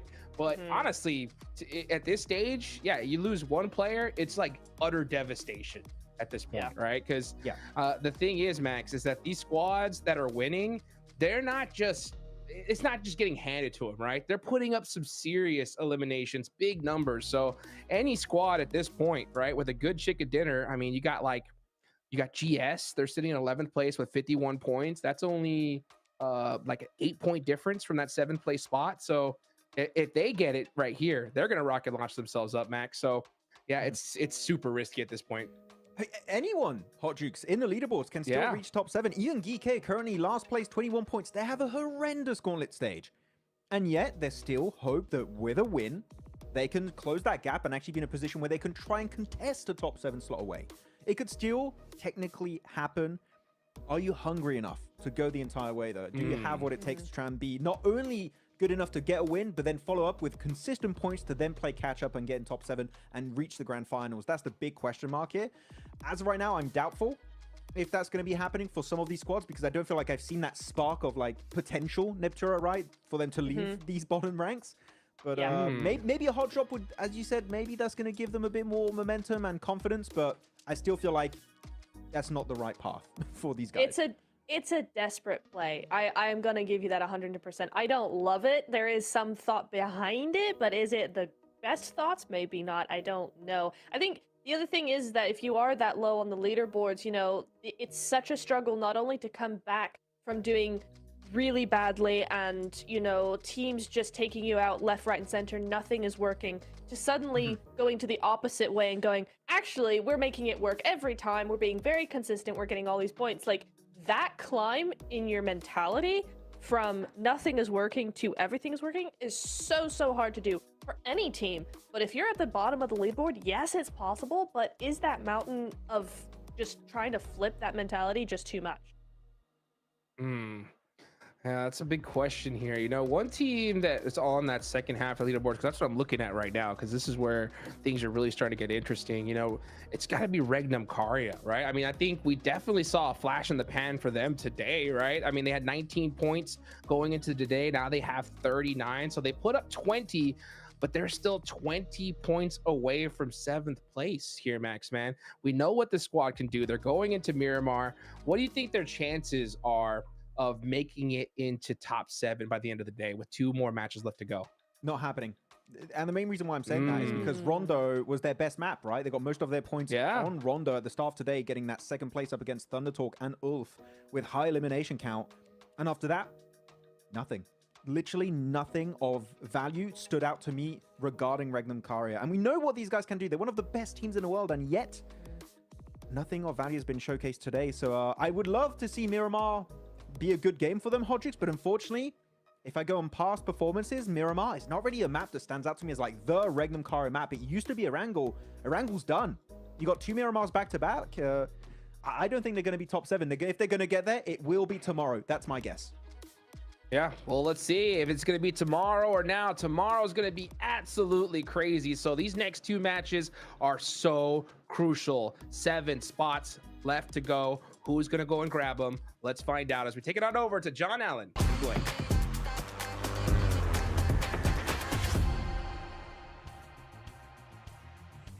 And Erangel is here. We are ready for the desert. We'll be taking it by storm, I'm sure. Plenty of action left to unfold now.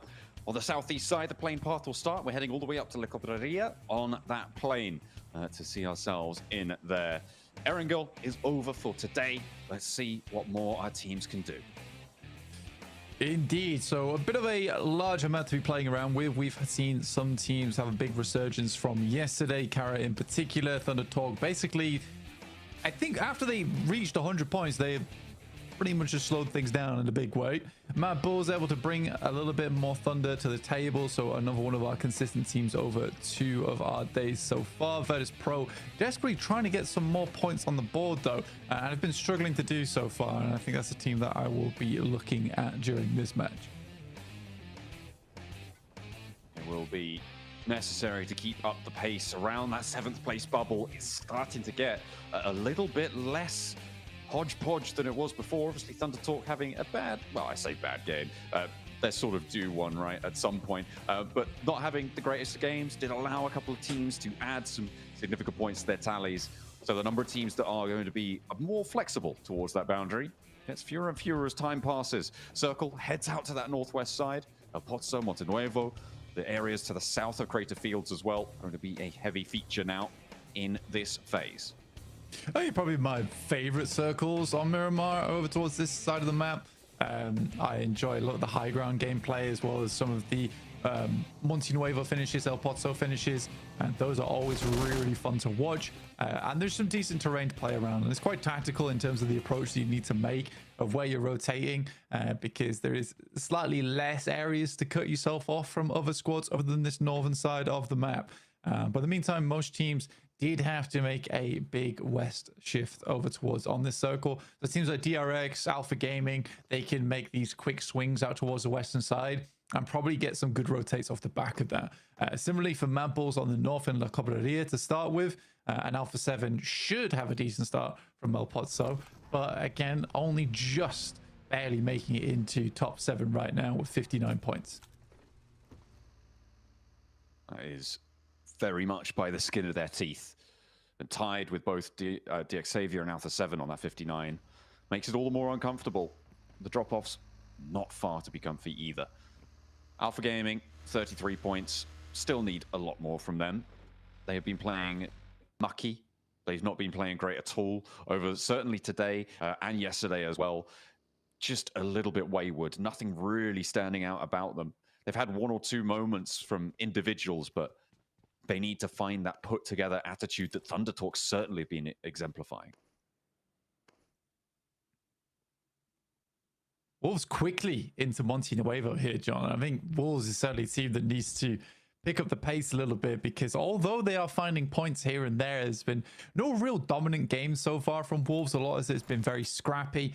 DXavier, another team that I would like to see more out of. And again, it's frustrating because I think for DXavier, despite them going down to 2 a lot of times, they're still a force to be reckoned with. So why can't there be a force to be reckoned with 4 players instead? I think that if DXavier starts to get things rolling, we could really see a quick result in towards that top 7. But for now, I think if they consistently are losing players towards that mid game, that's going to be something that always holds them back. I mean, even saying that, currently in 8th place with 59 points, it's actually incredible that they are here in the leaderboard right now, John. I mean, yeah, especially when you consider the teams that sit behind them, not least of which Regnum Karya, right? They are currently now 14th place, 39 points, a very disappointing start. You said that, you know, they were looking to that first day maybe to try and speed things up, but they haven't really been able to keep pace at all today. The first half not going their way. Erangel now done. They've only got 2 matches to start to pick up that pace, and I don't think that you're going to be able to take 2 research days very often at all. And Regnum Karya certainly falling by the wayside. A disappointing showing. But on the flip side of that, you got Kara still representing the region and having a great time in 3rd place. Yeah, much better stuff from them. I mean, Ulf's also trying to get in towards that top 7 at 45 points. It's a little bit more of a journey for them. Again, I think the desk has talked about this at length about how Wolf, you know, really aren't displaying that same caliber of gameplay that we saw from their region in particular. And we'll have to wait and see how things pan out for them, because I do think Ulf is certainly a strong team, but it feels to me like they're very much an off and on team, right? You know, it could be one set of 3 days are fantastic, the other set of 3 days pretty rough, and I hope that's not going to be the case. You need some consistency as a team. Again, it's so funny, like, looking through the list of teams, because the conclusion you come to every time is that we know these guys can perform at a high level, but then again, you know, we can only have a top 7 team. I mean, yes, it's the sort of leeway that you're afforded by having that sort of legacy on the global stage, right?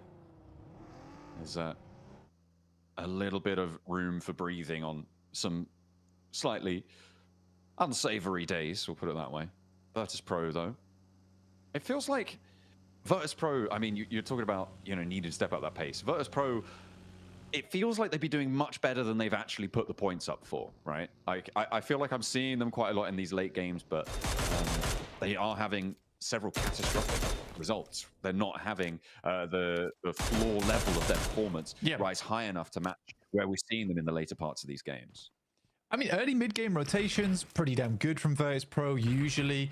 It's those mid to late game that are actually like what is causing them such grief at the moment, where they'll go out around about 19, 18 minutes into the game, but because they haven't really got too many eliminations and placement points haven't kicked in yet, they just don't get a whole lot out of it. I think most of the points that we see Virtus Pro get were from yesterday and then some scrappy games here and there. So I do think they need to tighten up some of that gameplay towards the end game, because, you know, early to mid game doesn't look too bad for Virtus Pro at the moment.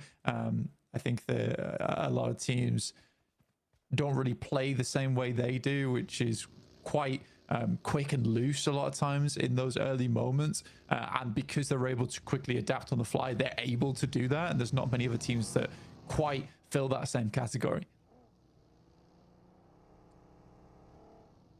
It's been a difficult road for Virtus Pro. They've got a chicken dinner, though, on the first match of the tournament. Indeed, on Rondo. Able to get 11 eliminations there. Nice stuff to find. On the eastern side, looks like OG have found themselves a scrap with current lobby laggers.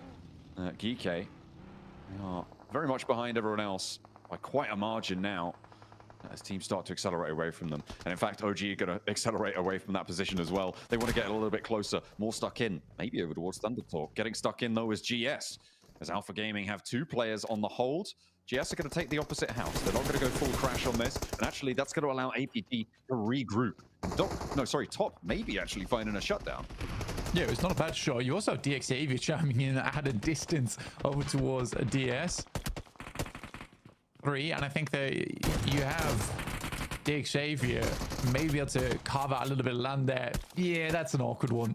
You really got to get 2 players up. And I think that the coordination has gone to pot here for GS just because of that outside sight line coming through from DX Xavier on this engagement. Circle's going to pop as well very soon. Regnum Kai have oversight on this as well as DX Xavier. This full compound is on surround. A hard west shift. It's speed now that is of the essence for teams looking to try and hold this western side. Alpha 7 primed and ready to rotate into the west. Regnum Kaya as well could give the slip to Montenuevo, try and get out there nice and quickly. But they may want to stick around and pick up a point or two here. I would say that that might be a mistake, though, as other teams are definitely not going to waste any time.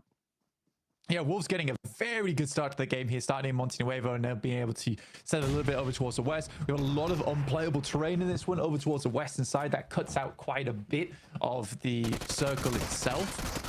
And you also have like that nasty terrain on the western side. And APG finally is able to put an end to GS there, taking down Jafar. Reaper straight back into the fire though, which is not great.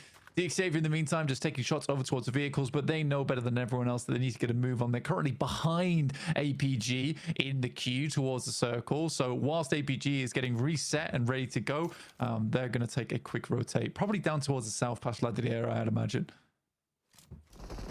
It's a very difficult set of rotates for the teams on the east, getting through El Pozo on the north side. Montenuevo, a bit of a roadblock on that east. It's actually a very treacherous approach to the centers areas of this circle. I wouldn't be too surprised to cut a lot of teams out, even here in stage 2, and not really be able to make it. Either that, or we'll see 3 or 4 teams in Montenuevo and El Pozo. Kara currently lining up towards the concretes on the north side. Not a bad spot either. I actually quite like this position on the map for Kara. It is a bit awkward where you can't really play it on the rooftops too much because there is sightline from the eastern edge. But in terms of position to just play out the rest of the game, it certainly works that way. And a lot of this circle is based on basically survival towards those final moments of the match, because it is quite awkward at times. It depends if it moves down towards the south side, in which case that area becomes a little bit more of a hot spot. But right now for Kara, I think this is a safe position to play. They've got a decent chunk of it. Arena as well, with the high ground out to their west, a little bit less maneuverable, but potentially more profitable if they're able to find those shots, to find those angles onto the teams, trying to find any remnant of cover that is remaining on this one. GK, they have the point to the north of Montenuevo right now, under control against Ulf, but Ragnarok going to be backed off and will fold back in with the rest of his team. Meanwhile, on the southeast side, you got Alpha Gaming, with OG approaching. A big split again for Alpha Gaming. They are not close to one another. Oh, a little bit of a trouble on the road there. But they do manage to extricate themselves from one another, keeping themselves nice and tidy on it. A big, whoa, hang on a minute. He's all the way up the top there. I was wondering, let's drop off there, but no, he's climbed all the way up. And now Aragon sat on his mighty perch. Gonna take shots down. Yeah, I mean, wow, you got up there and now you're immediately leaving. Okay, interesting. Wasn't worth it to him, apparently. Doesn't take too much fall damage, at least with this next circle moving away. Again, that spot would have been really good if this shifted hard over towards the western side. And I think Virtus Pro, you try and take the gambles where you can. In this case, they're already on the western side of the circle, so you may as well try and take high ground off the back of it. In the meantime, circle moves a little bit more comfortably towards the center here. There is really awkward ground over towards the western side of Regnum Kaya, which is dead center, by the way, which is very, very open. But I think the Regnum Kaya could get some decent results off the back of this game. I also like where the Xavier is currently playing on the high ground just on Ladriera, watching as teams rotate in from that southeast edge. Yeah, it's going to be a real roadblock on that south side. You're right. It's going to force teams like OG, like Alpha Gaming, to go through a city which is already starting to get pretty packed, or try and go over a ridgeline out in the open. Ulf have spotted a player from R8. Aaron able to find that shot, find that shutdown. R8, one by one almost, are leaving their buildings here. They flexed the player out now to try and combat on this high ground, but it's just not really too many easy positions to try and take against it. The arena, they descended from the mountaintops and then now up to the Mad Bulls to try and slow them down. Lemon under a lot of pressure here. The team sallies forth to go for the rescue. Kara chiming in too, and they're getting lit up for the arena. Yeah, Arena backed off that position, and Mad Bulls will take the advantage on that one. Nades have to keep pouring through from Arena to keep Mad Bulls at bay, but there are shots from up on high. That's from the Wolves already finding good value off of this position. Kara did send out one outpost towards a longhouse on their south side, and because this fight is taking place, they might be able to get the rest of the team towards there, which is a little bit more central, a little bit more playable for them as well, as opposed to those concretes on the northwest. And there's about 5 teams in these cracks and crenellations right now on the rocky outcrops here, trying to survive like insects in the desert sun, scuttling from one bit of shade to the next, seeing if they can weather the onslaught from Kara, from Regnum Kaya, if they get a look at as well. The Wolves up top a little bit less worried, but still in danger. Circle will appear in 20 seconds. We'll know just where we're going. Who's going to have that advantage? North, south? Is it going to go out to the really horrible western part of this circle? We'll have to wait and see. You see here, there's this valley that cuts through the center of the circle. It's just really awkward to play. All finding one on the side of the map here. That's over towards R8, I believe. Enough engagement for R8, really stuck down the hillside here, and slowly but surely more and more damage pours through, and R8 will be going down. Ulf will live this one out, but still lose one player in the process. That's all the way on the northeast side of the map, so they still got to cut through many teams here. But yeah, this circle being so central does cut a lot of teams out right now. OG able to find a position just underneath that area in the longhouse, which should keep them safe for a while. I mean, leaving there is going to be slightly difficult as they push over towards Thunder Talk's position. But because it's so messy on this side of the map, OG might be able to find themselves a little position or a little route to get through. We'll wait and see how they want to play that one out, though. Alpha Gaming rolling, barrel rolling in towards Geeke and finding a knock to start things off. That was stylish. Okay. Looking for more as well. There's no re-knock found so far, but Zol and Top try to go in. Nah, it's under guard, under lock and key. You're not getting past them. Nurzed will be safe for now, but Reefus had more success on his angle, on his approach. APG down to just one player now. It is just Reefus alive for them on the roll-up. And will be able to get a house all to himself, and DK actually surviving as 3 here. Looking for the heals to come on through. Excellent work to hold that one down. Nurzed thought he was gonna, but no, he had a savior. Ragnarok, though, wants to try and force his team to save another person as he charges in on his own. Yeah, it's just another curious crash with really no setup whatsoever other than the barrel roll, I suppose you could call it. And I think APG is just trying to win out these fights. It's a lot of ego challenges from Alpha Gaming. I don't know how far that's going to take them. In this Gauntlet, at least, not very. But I am slightly confused by that one. Did not feel like an international level play. I mean, the thing with ego challenges is that they're supposed to bruise your ego when they don't go well, but it feels like APG are sort of immune to that factor, which is maybe why they're sort of poisoning themselves with it. It's a real tough time. They're on a big split right now, and understandably so. I mean, playing around this region of the map, like you say, there is tons of teams all tucked into these positions right now because there's not many great places to go. For Regnum Kaya, this is a fantastic opportunity to get more points on the game. They have a very, very good location on the map to work with. The circle centers up towards them.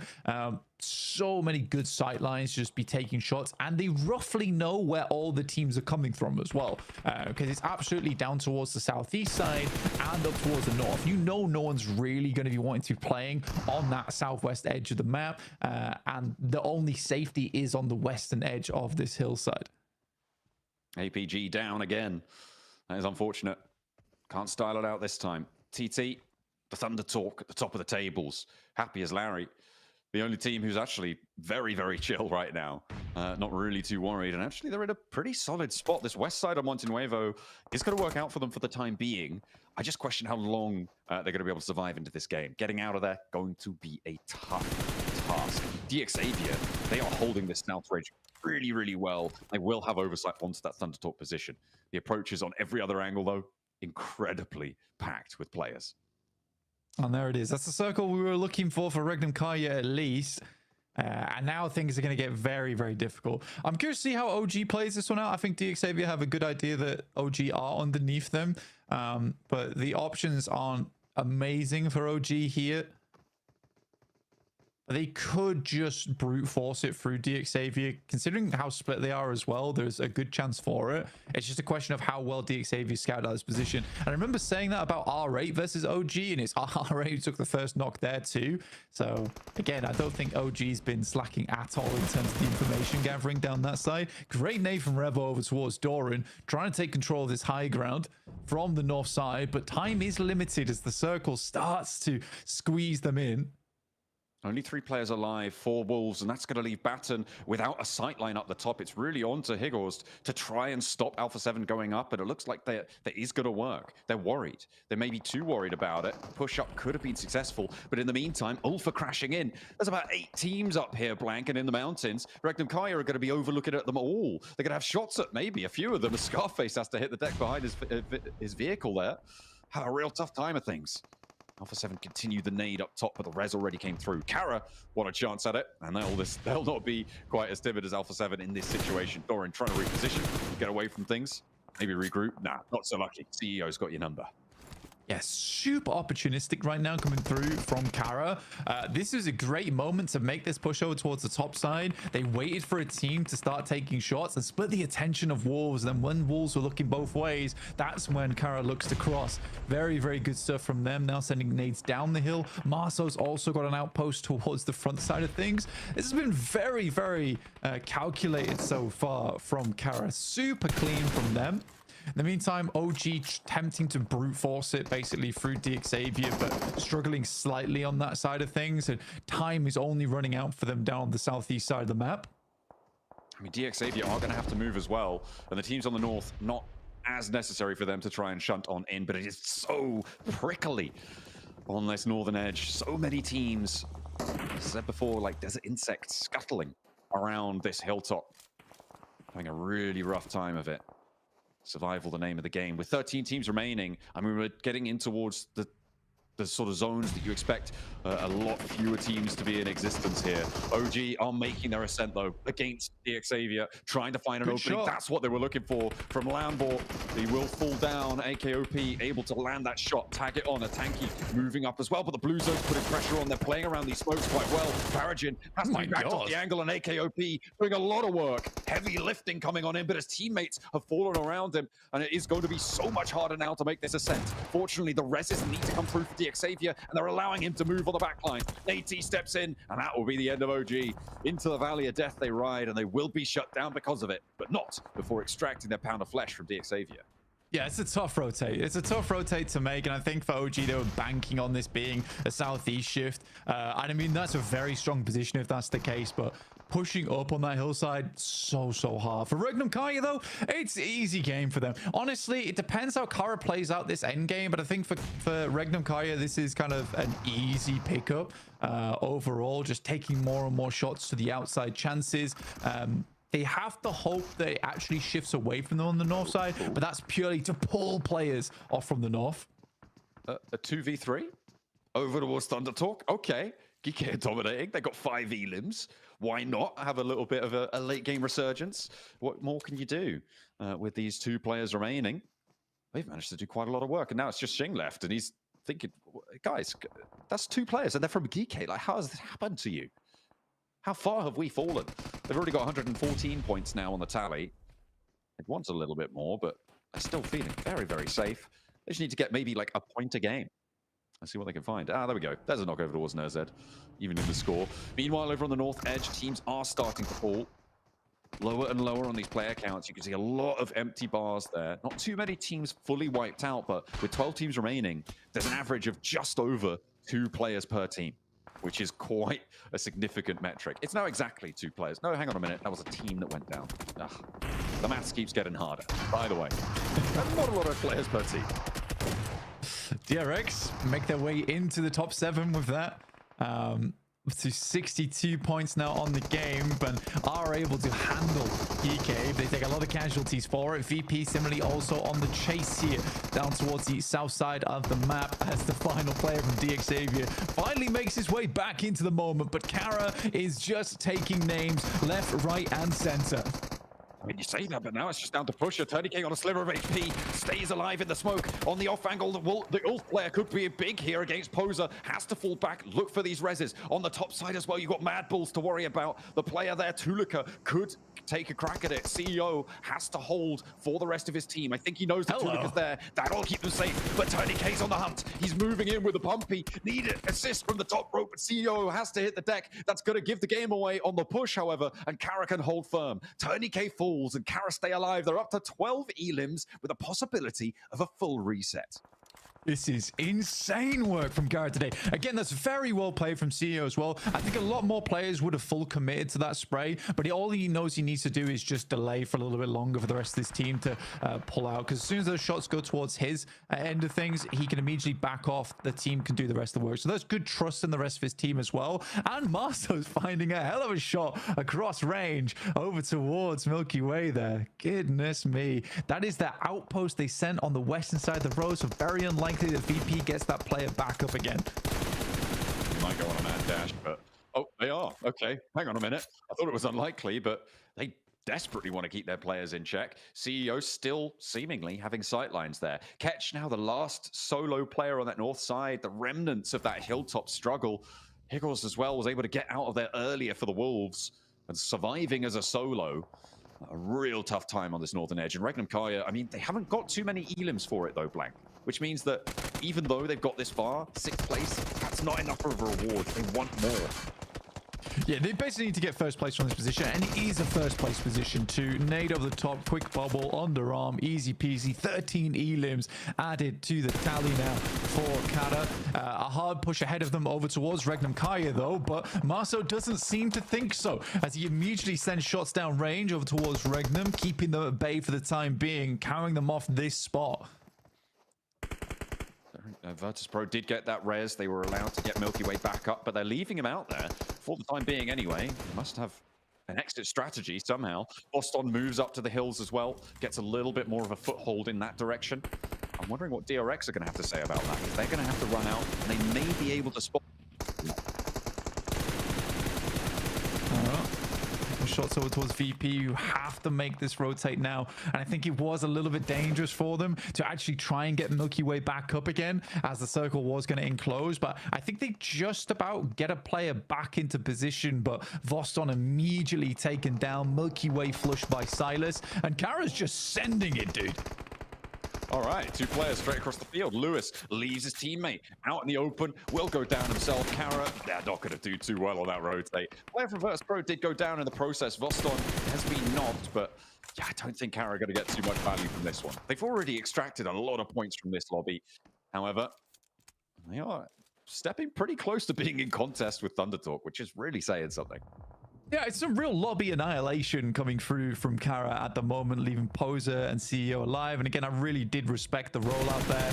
It's a very hard one to pull off, but if they're able to take down the 2 players, I think they pretty sure are inside of that shack. Then they take a formidable location that can maybe challenge up against Regnum Kaya. So it's a risk that realistically they have to take here if they want to go for the chicken dinner, which is, I like that. The fact that they're thinking towards the chicken dinner is amazing. That nade is disgustingly on target from Zed Wolf, and now there were 3. Kara 7 nades in pocket, 2 players up the top. Virtus Pro have 7.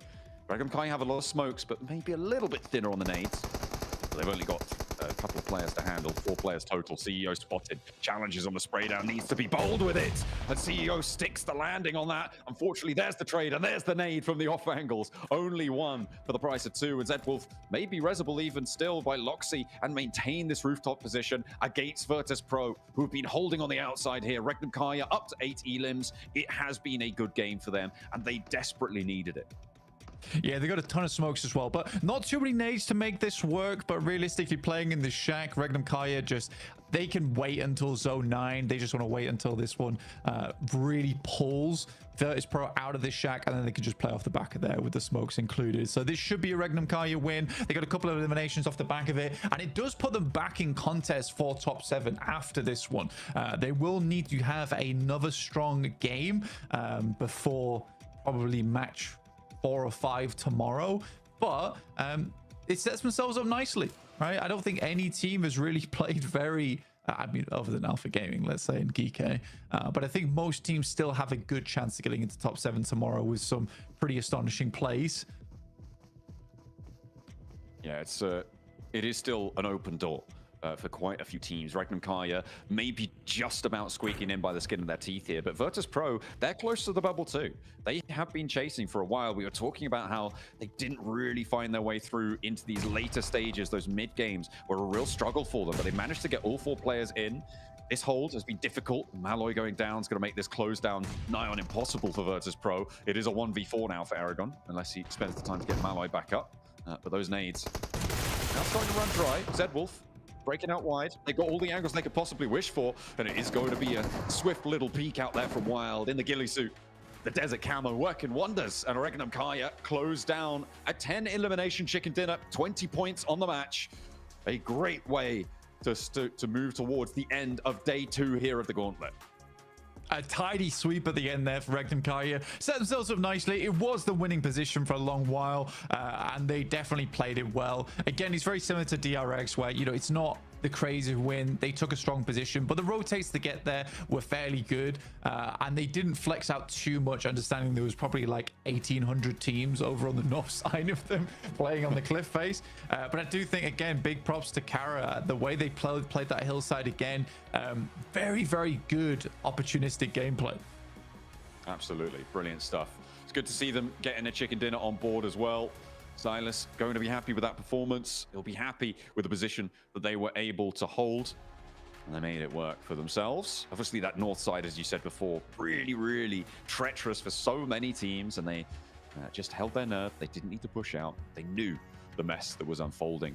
A lot of it because of the lay of the land, right? The cities that sat around it forced teams to go around El Pozo. Yeah, it's so tough, and especially when it moves over towards that unplayable terrain anyway, teams don't really want to go on that bottom side. But Regnum Kaya with a nice, clean win.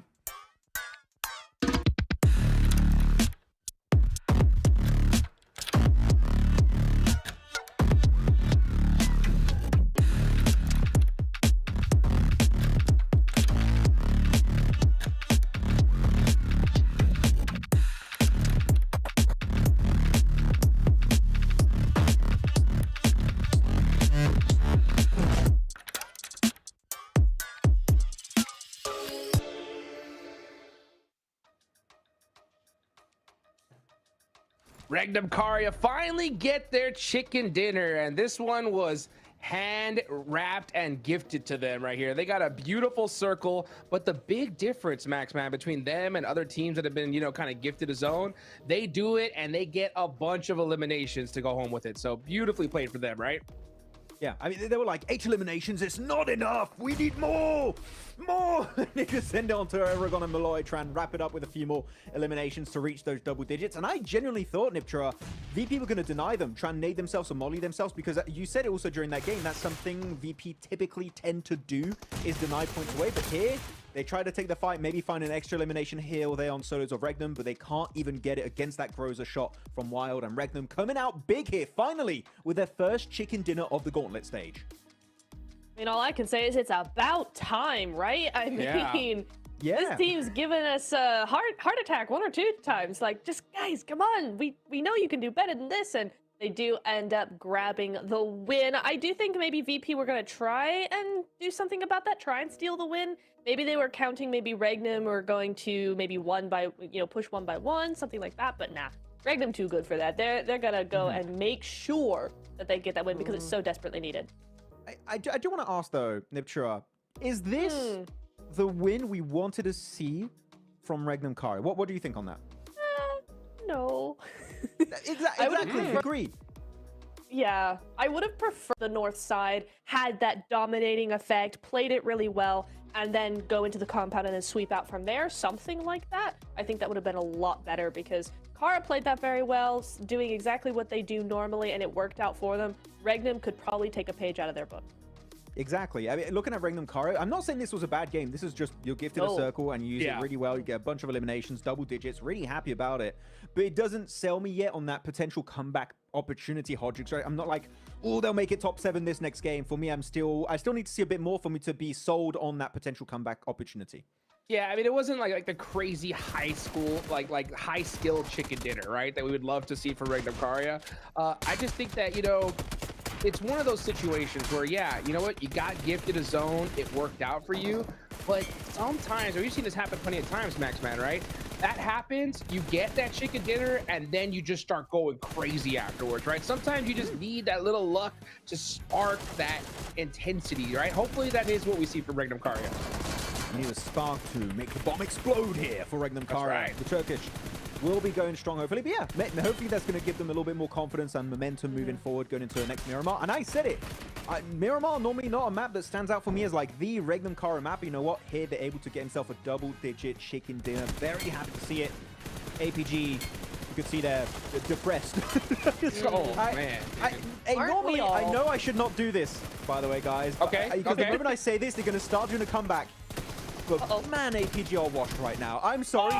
What is going on, APG? He said it! Where are they? They're not playing the game. They're not even joining the lobby, I feel like. Come on. I mean, yeah, it's hard to it's hard to go against it. I mean, what is going on with this team? I mean, honestly, for me, it was watching them in that Erangel match where they could easily have just drove up to that ridge line. They would have had such secure position. Instead, they like do a crazy wild outside split push on the EA and then get picked apart. That really got me just like had question marks all over my head. And then, you know, seeing this performance as well, it doesn't give me the confidence that I think we need to see from a squad like APG. So I don't know. I think that if the Maxman reverse curse technique is going to work, might as well. Let's go for it. I kind of hope it works. Part of me is like, I hope I can use my powers for good. But that's right. I don't know. I can't quite control, unfortunately. All I know is that I can't curse Indian tournaments because Marzi's the one that has all the power over there. But Niptura, looking back at these rotational maps that are coming out for some of these teams, Virtus Pro hugging that western cliffside the entire time. Clearly trying to set up a big high ground position. Unfortunately, the circle does shift away eventually. But Virtus Pro were calm, but yet super methodical in how they were approaching every single one of these circle shifts. Yeah, I really like how they played this. They hugged the west side, as you said, but then they move over to this compound. They try and do a 2-2 split. Later on, you're about to see that now they're actually going to try and move out, spread out across the west side of zone as well, just trying to control as much of that zone as possible. And that's what I'm looking for in a team. For me, if a team is going to do well in finals, they have to have that zone control capability. And VP certainly gave it their best. I think just that zone being just what it was out in the fields made it very, very difficult. Man, look at these leaderboards. So Regnum Karya get 20 points. The big standout, though, for me this game, guys, right? It's gotta be Kara. And I was trying to think, what do I say about this team? And I'm gonna use what Maxman said while we were watching this game, right? And that is, what did Kara have for breakfast, right? Because these guys went nuts today. I mean, they had 27 points, right? Before the day started. What is this? 3 games in a row with double, or 3 games total, right? So far with double-digit points. These guys are just going nuts, Niptura. They really are. I love to see it. They've gone back to their original strategy, and it's working so well for them. This is what I wanted to see out of OG. This is what I expected to see out of APG. Regnum Karya as well. This massive sweep around, just throwing hands all over the lobby, getting control, and then just moving on from there. Wild did his best. He still is MVP of the game, right? 5 eliminations, some really nice stuff, especially for 23 healing. So that's looking really good. Wild is big old GG over there. I want to see, though, if they are going to pull a DRX, right? DRX won a game. It was slightly handed to them, but they made the most of it in the next couple of games. Regnum need to do the same, especially as the points are just getting further and further away looking at these leaderboard, Max. Yeah, Kara, you talked about it here, Hodgix. Maybe Kara looking to play catch-up with Thunder Talk, and they are doing just that. 17 points away. And keep in mind, they are 17 points away from Thunder Talk, despite having only 1 chicken dinner compared to the 3 wins for Thunder Talk. This is a crazy comeback for the ages in the Gauntlet stage of this year's PMGC. Kara, even though we're seeing some slight misplays here and there, the elimination amount they have of 70, almost tying the top fragging team in this lobby, is madness. Kara, if they keep this kind of momentum going, top 7, like, they're done. Literally, possibly next game, depending on how things go down, Hot Jukes. I mean, 71 points on the day, guys. Average 14 points per game. I mean, Kara are crushing it. Yeah, a comeback that, I mean, is momentous, especially for a stage as impactful as the Gauntlet. This whole roster, this whole lobby is so stacked to the teeth. I kind of want to talk about their play style though in this last match, Neptura, right? We saw Kara trying to hug that north side, and they dominated, right? We saw Poser go up against EA, and they were just going in and out, just making it work, right? How do you feel like they played that one, and how did it end, you know, for them? I know you had some questions about it. What do you think? Well, first of all, I loved how CEO played the anchor point up on that cliff, because he was practically unstoppable up there. No one could touch him. He had that strong of an angle. No one could go uphill towards him. So he was able to have full domination, full info, back up his team super, super effectively. I think, Max, what ended up happening, though, is they just got a little too overconfident once they were in the top 3. Look, if you want to make a bad play, that's okay with me. Just do it together. That's all I really want. I don't really care if Kara, if you want to make a bad decision of sending it out in the fields, you can do it, but just commit. And you know what? Because you have the numbers together, maybe you'll have a better chance of coming out on top. I think they try to do too many things all at once, and that did cost them the win. I think that if they just push onto Regnum Kara here for Kara, they do go home with a win, because they then also win the safety of the compound versus Regnum. It was a little bit unfortunate for them, but you know what? They definitely gave it a fair shot, and they again showed up in terms of the elimination alone. But yeah, man, Wild, I'm so happy with Wild just performing. It feels like every player outside of just Silas, really, who is the IGL, he's still a great fragger, but every player on Regnum Kara is just Wild, Loxy, and now Z-Wolf is just the trifecta of top fraggers here in Turkey. It's great to see. Beautiful, beautiful, man. I mean, I'll tell you one thing that isn't so great to see, though, and I want to talk about it. I've been kind of avoiding talking about them all day because I didn't want to curse them, right? It's gotta be the Wolves, all right? Wolves have not been able to get it done today, Neptura, right? We saw earlier in this last match a crazy hard shift on the Monte Nuevo, right? That southwestern shift right on to the Wolves, and they weren't able to really make something of it, right? What do you think is going on? Like, what is going wrong with the squad, at least in your eyes? Unfortunately, I think the rest of the lobby has woken up, and the Wolves were not prepared for it. I don't think they were. Yesterday, everybody, that first day vibe is like everybody's kind of tiptoeing around each other. Yes, you get aggressive, but you're still figuring out how the rest of the lobby plays. Day 2 is when you have that information now and you go, okay, this is how we're going to do it. And the Wolves, I think, have just lagged behind in that aspect. They've just not been able to follow the pace of the rest of the lobby, and they're just getting left behind in the dust. Max Ben, you agree with that? Yeah. You think they're playing a little bit too split? Maybe? I was re-watching the map feed actually while Niptro was talking about Wolves, just to see exactly what was going on this game, and I'm just seeing they were on a northern position, very similar to Kara actually, and they just get completely corralled by teams, fully surrounded, and they just stay very complacent. I think that's a point in time where you get surrounded by teams, Hot Jukes. Just send it on one team to try and at least create an exit point, and I feel like Wolves were just so hesitant for so long, they just got surrounded and completely demolished in the process. Wolves, more commitment to a play would make me happier with their current performances. As of right now, they're unfortunately, I don't want to use the word scared, but they're definitely very hesitant to make plays happen, and that is hurting them a lot in a lobby like this, where decision making is literally do or die for these teams if you want to be in the grand finals. Yeah, I gotta agree. I mean, I've been looking at their play style very closely, and you know, there's something going on, right? They're definitely in their heads, at least from my opinion, right? You see them putting themselves into good spots, but when it comes time to fight, it doesn't seem like their decision making is all in unison, right? You see one player looking in this direction, the other one looking the other. We're not seeing that unified Wolves that we saw in the Americas, Neptura. So we got one more match left to go, okay? Looking at the leaderboards, who do you think needs to get a chicken dinner right here, right now? Honestly, OG. I think OG need a win now because they're falling down the leaderboard pretty drastically. We've not seen much for them. They need a win before we get to day 3. Max? I mean, left. OG is, of course, an obvious one because they'd yet to have a win, and they're currently in 7th position. They could slip out of top 7 for the first time if this game doesn't go their way. But I'm going to say back-to-back Regnum Karya. It's happening. They're jumping up. It's top 7 o'clock here for them. It's going to go down. Let's see, was that the spark they needed to explode? One match left to go. One more day after this. Let's go ahead and take it on over to John Allen and Blank to wrap things up.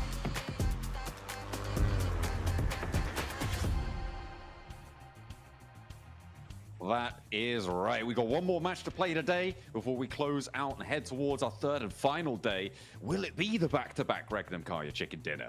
Only time will tell. The plane path from La Cobreria over down towards Partona for our final go around the desert this time. It's not a horrible plane path, honestly.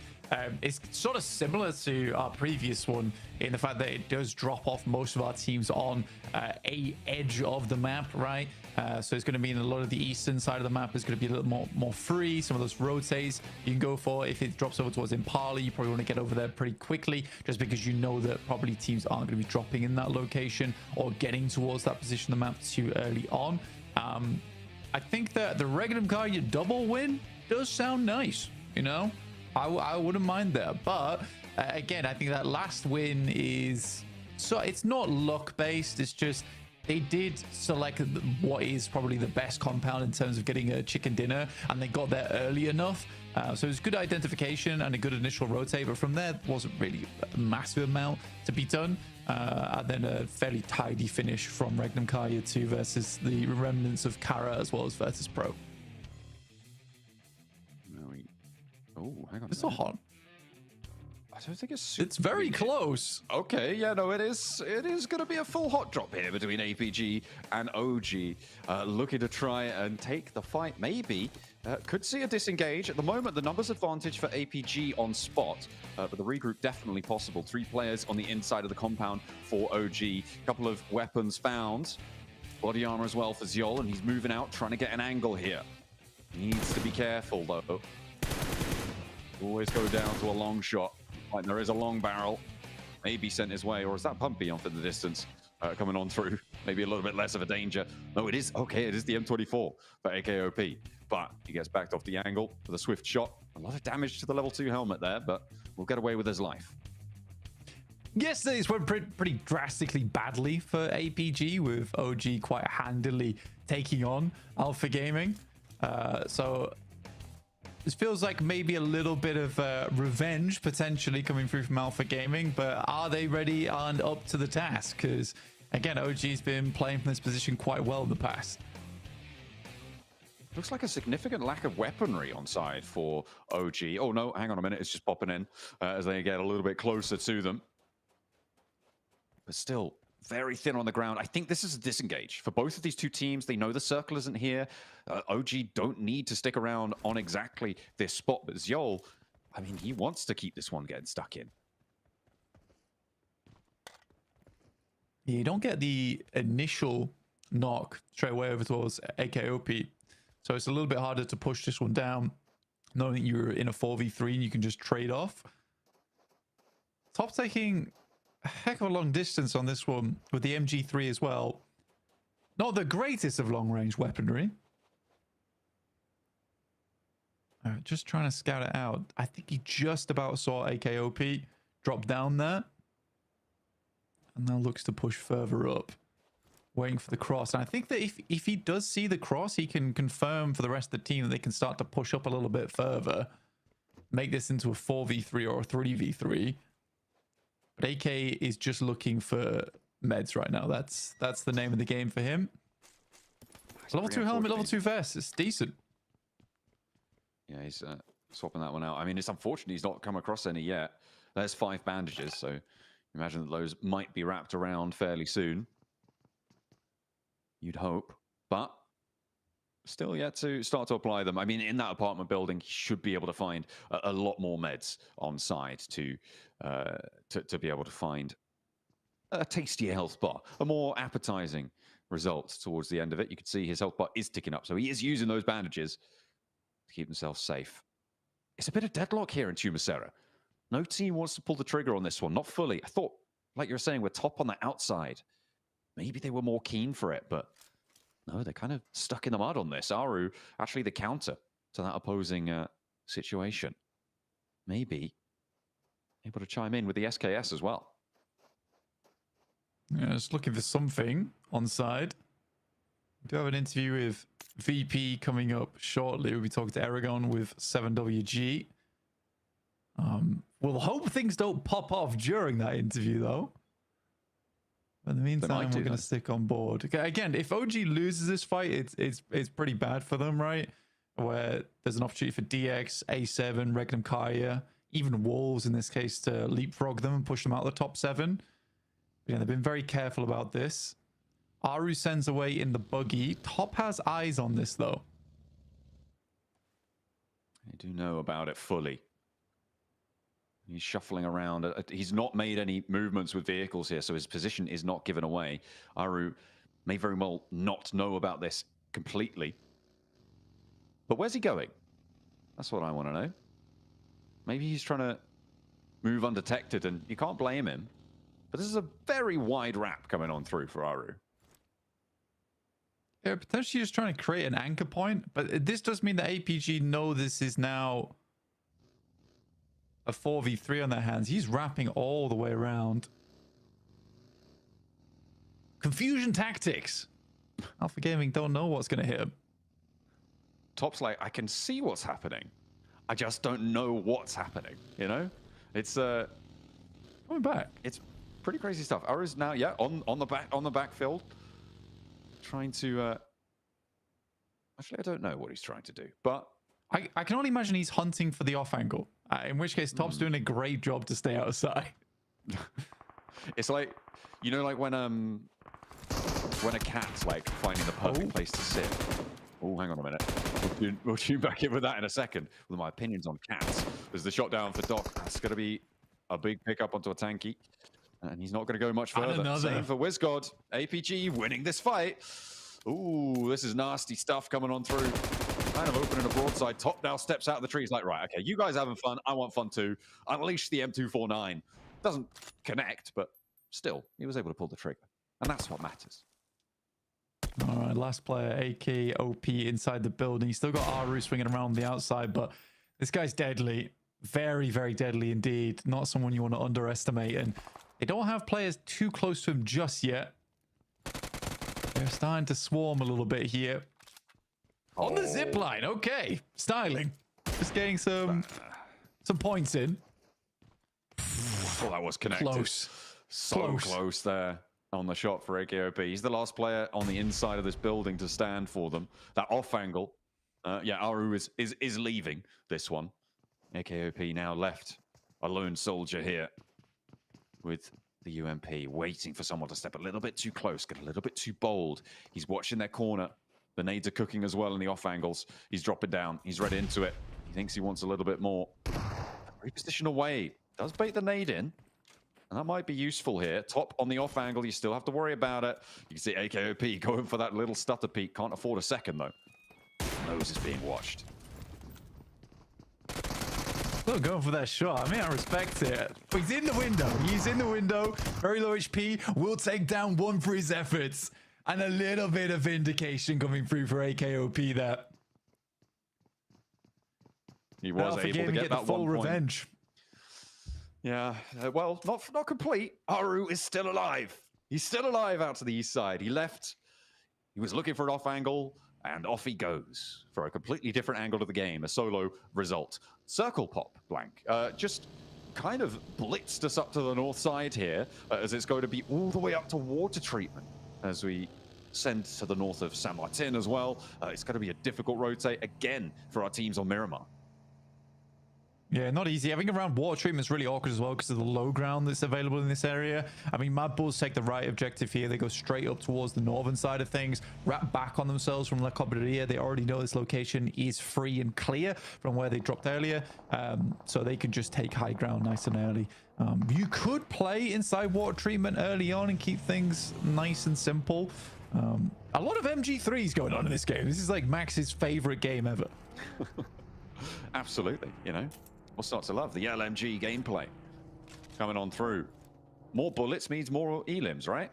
That's how it works, pretty sure. Thunder Talk, they've certainly got one in tow. Teams yet to really break out to the hills further northwest out of water treatment, but I'm sure it'll only be a matter of time because the positions to the north of Hacienda getting really chock-a-block. Spray down for Coops, not quite connecting here as we tune in with Wolves down on the southeast side, the east of Hacienda.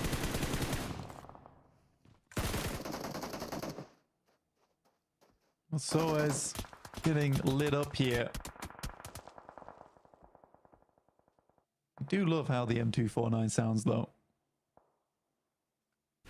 Just keeps going. It is it's never pretty terrible with the 4X, as displayed earlier. On Taru, didn't quite work out. Yeah, it's not ideal. You have to really be very, very stable for that one to be able to connect at that sort of distance. DRX eliminated. All right, they end their day. 65 points. I mean, it's maybe close enough. We'll have to wait and see. They are in 6th place. You can see there's so many teams just beneath them, lurking below the surface of that 7th place bubble, desperately wanting to clamber a little bit further. That's the name of the game here. Stay out of danger. Get towards those 90 pointers at the end of the day. Yeah, it's a good place to say. I think Kara also in similar boat to Thunder Talk right now, where they've sort of done enough. Thunder Talk definitely wanted a little bit more points. I think coming 1st place in Gauntlet's nice for all things, you know, reputation, money, etc. So I think for Thunder Talk, they'd like to hold on to that. I don't think they expected much competition, but competition has certainly arrived in the form of Kara. They are fairly formidable today. Not really so much yesterday, but this is a brilliant turnaround for them. The next circle just about to come on through. Kara, you can see there, actually going to be, I mean, I would say favored by this, but that hill to the east of water treatment is really nasty to play around. They can hold their current position, though, and that might be a little bit stronger. All right, moving in just beneath them. They were certainly starting out very, very strong, but a little bit of a downturn just before. I don't mind this spot coming through from the Xavier. Kind of rotate on this northeast side. They do have competition E arena though. R8's been fairly quiet today, but taking fantastic shots over towards Regnum Kaya, finding a double on the crossing. Martha's just been a monster all day. Real Martian. Sorry. I'll say it again. Oh no. Oh no. The back looking much less likely. However, they do get into water treatment and into a building, so they'll be able to survive for quite a while longer. They want to be jumping up towards 70 points here, which means 11-point game blank. And that's just got a whole lot less likely, given their position, given their lack of real presence here. OG aren't done. They chime in over towards Thunder Talk, maybe looking for another point here for Aru on the southeast side. No, I mean, every little point counts, to be honest, but did draw the ire of Thunder Talk by doing that. You'd imagine they're going to be turning around soon and taking shots his way. DRX getting knocked out is pretty good for OG's chances as well for tomorrow, just because having another team at 65 points dropping out early in this game means it's still interchangeable. It's close again. Close again. So OG is down. 7th place. So DX Xavier chasing, Wolves chasing, Alpha 7's chasing. Regnum Kaya, I don't see the double win coming through now. So both predictions are kaput.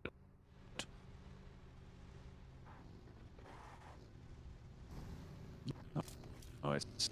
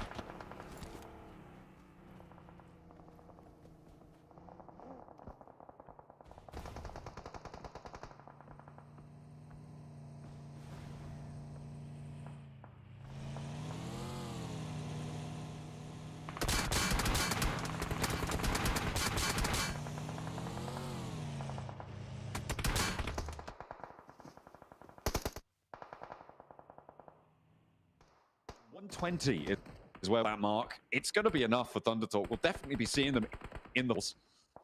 That is what maybe they were expecting.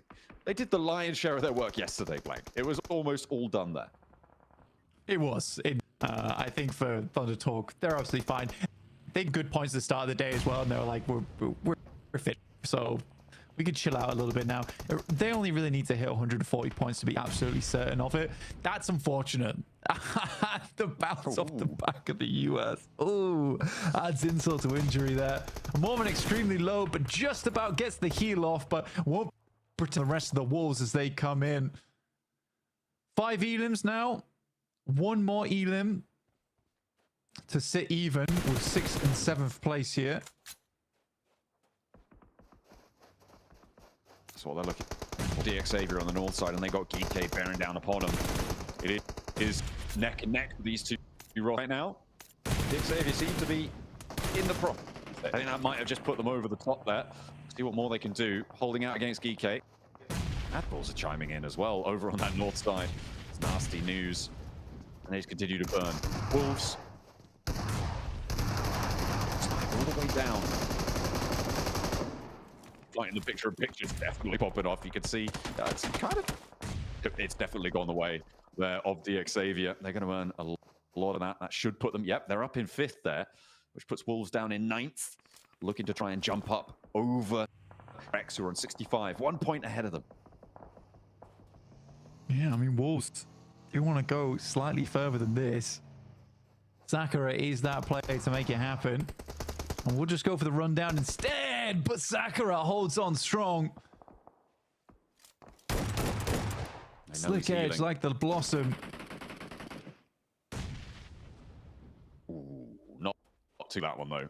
Here goes on that off angle, keeping the Wolves alive. 2 players remain for them now. They are still on 65 points.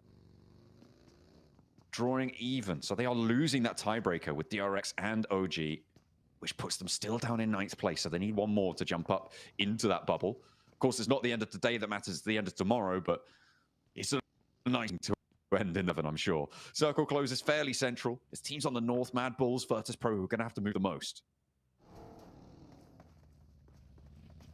Virtus Pro will be pushing in through that side. Right now, they do have angles on towards Mad Bulls just yet, but equally both teams are kind of formation game from one another.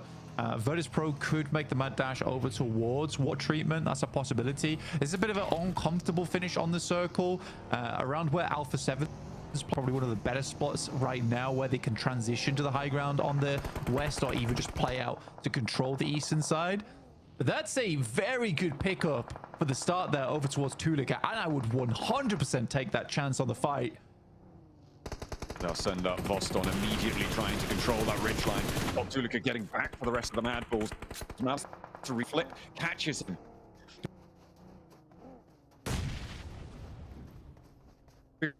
Hides of this one around because Malloy, the pushing, stage 5, you need to get him up if you want him to stay alive. I don't think they have to do it though. A really valuable pickup, and that is going to slow Virtus Pro all the way down on the approach. Flip, keeping them safe for the time being, but Voston wants more. Wants another bite. And wants another go. And Voston moves in forward. But it doesn't go down. The DPS arcs around the corner and connects with Malloy this time. A flip on the inside, burns the top window, but it's the other one you need to worry about. Voston still ducks away from it and stays alive for a little longer. It's a nasty nade you can get out from this backward window. Voston's looking to send one back here on that side, gets a little bit of damage done. Flip now looking to get that nade out the side, but VP very aware of this one right now. Fall into that. I think he's a little bit impatient on his push, could have waited for some of the attention to be taken away. And for VP, it's kind of been the thing that slowed them down, concerning themselves with getting Malloy back up into picture. Good jump out from Milky Way, takes down Tulika. Immediately flips back down the stairs, leaving it just 1 player alive for Virtus Pro in Aragon. He will go for the spray down, connect on the first. That's the play zone actually coming in clutch there. And the drop down leaves Mad Bulls again, just on the 1 player. Lemon now on the off angle versus Aragon. Trying to keep themselves together. The last player now for Virtus Pro Avia. They want to chime in. They want a piece. They're trying to third-party the engagement, moving Levi. He's flexed the other 3 players from DXavia. Seems like they might want to regroup on it. Look at that push around to the north of DXavia. They get this fight as Virtus Pro falls. You're very well done to DXavia. They hear that fight. They move up. And if you can play off from this hillside and this ridge down towards the south, you actually have a very good chance in this game. But not only that, they've cleared out so many teams now on this northern side. It's 2 total, so they know a lot of the presence from this northern side of the map is gone, which is super helpful for their finish towards the end of this. Also, in other news, this is the first time in a while we see DXavia not with 2 players, not with 3 players, but with 4. I mean, you wouldn't look at their point on the north, though. They are split still 3-1. Paragon remaining that backstop. We'll see if they can figure it out. Play back as a 4. Send after Lemon from the Mad Bulls. Maybe look to move up. It's Alpha 7, though, the major threat within this circle, holding the buildings. It's going to be a difficult approach. Southside, Kara still in effect. We'll see what they can do for their players still, too. Eagles getting shut down on the southeast side. Baton being the last player alive for the Wolves. Not quite placement point range yet, but a 6-point game. Terrible for the Wolves right now, but they would like some more icon moves in and move teams down wild. Down to the Maestro himself in Loxy. Just as good. Able to shotgun, but the second peak for Icon is going to work out for them. Kaya eliminated. Definitely no back-to-back for them. 11th place and potentially lower could be on the cards. R8, they've heard the noise and they want to roll into water treatment. They want to sip themselves. Oh. This is a good chance for that. I thought I was down and out earlier when we saw them take down Regnum Kaya, but then have a tough time. That is a bad nade from ESO. Self-nade on the team is never pretty to see. Jafar around the corner, though, will take down 2. Now leaves just Prestige up. Jafar. Nade cooking, looking to get those flushes on board. Jafar, pressure back, able to confirm 1. Pops out the window, slick with it. Now, what is the outside player got? R8, he's still picking up those points, and Jafar's being naughty here. Needs to be put on the set. Ida catches him jumping in, but doesn't connect. Jafar with another. Oh my goodness me. Looking to go for a 1v4. He's put himself into the 1v1 now against Prestige. Jafar, the last player for GS, looking to survive. Has the door frame. Prestige nearly got connect onto by the DBS shot there. 2 rounds left in the chamber. A first aid now being popped. Prestige can't quite find the nerve to step in through the door frame, and I don't blame him. He's taken down everybody else. Looks for another. Has to reload now. Steps out just too wide of Prestige. He puts an end to the naughty business there for Jafar, but he did damage. I have never seen such bold behavior like that. The way he was jumping windows, it was humiliation right there for R8, to be quite honest with you. The amount of times that he jumped through the windows, R8, I don't blame them very much, to be honest with you, because it's case, who in the right mind jumps through those windows like that? It's such a bold strategy and one that works hardly any of the time. But he was just taking advantage of the fact that no one does that sort of thing. Almost a 1v4. What incredible from Jafar there. And I mean, he has stepped up multiple times in the past, but Sam, what a barn burner that play was. I mean, he had that performance against APG very early on in the tournament. It's really a clip to add to his show reel, I'm sure. Looks like look at the final players of R8 out. Certainly a disturbing situation for them to try and find their way out of. DXavia, them with the top here, and the good news for the well on the opposite side is that placement points have kicked in, which means that they will get up towards the top 7, unless Alpha 7 is able to get a big game on today and push them all the way down. But even then, I'm not so sure that they can. I kind of get what DXavia were trying to do here with Paragon on the eastern side, trying to provide an anchor point just in case the circle does head east. But usually when that happens, you don't try and take 3v4s. That's like not ideal. And that's exactly what DX went for. Finally, Paragon does regroup with the rest of the team. So they're down to 3 now, but they're starting to get buffed up, right? Every time they lose a member on DXavia, they seem to get stronger somehow. Yeah, it's way of things, it seems. 3 players at the top of the mountain. Nate, the casualty for them. Prestige still alive. He kept it together. in those final moments. Let's see if he can continue to do so. Ulf taking pressure. The heavy hits coming on through from DXavier. The off Barragin gets the sideline they need. Just down towards Ulf right now behind the Luke, trying to keep things pretty for the time being, but starting to look uglier and uglier. Time goes on. Takes a shot from Obscure at distance. It is not the player that I expected to be saying the name of so many times from Alpha 7. I'm glad it is. He is really showing his weight in gold here for Alpha 7 throughout these. They've not had the best one of it, but he is certainly keeping them in the running. He's pushing up, looks for Lambor, not going to connect in response either, has to fade away. Prestige has a little bit more to give. Paragin is both pushing over now, and you've got to wonder what can he do. Answer is nothing. They will fall. That is going to be DXavier able to shut that one down. They're up to 7 elims here, blank, R8 as well. Getting a hefty tally, but they will draw short on the approach to DXavier. I mean, DXavier almost felt like R8 was channeling Jafar in that moment. Right. He may have been Jafar, but the spirit was near with R8 for Prestige. DXavier able to hold on though. 7 starting to branch out just slightly, and lo and behold, Kara once again in a top 4 scenario. They are determined to catch up to Thunder Talk today. I mean, they're 17 points behind. Got 5 elims. So it would need, I mean, 5 and 7 is, that would be a 22-point game. So 12 elims and the chicken dinner total. I mean, for Kara, that's doable, right? That's easy. That's easy work. That's light loads. It is. It is light work for them. Just a warm up. Well, I don't know. The warm around has gone. They've added too much weight to the tables. DXavier is able to find at least one over their way, but should be short order before that's picked up again. But it does give a small chance for DXavier to. They're taking a 2v4, of course they are. I don't know why I thought they would be trying to do anything different. Okay, he's pulled out the side. No style points on the roll up there. We saw it a couple of times yesterday, and Kara learned their lesson from the other times. And they've seen it before. They'll put it to sleep. And that's a res.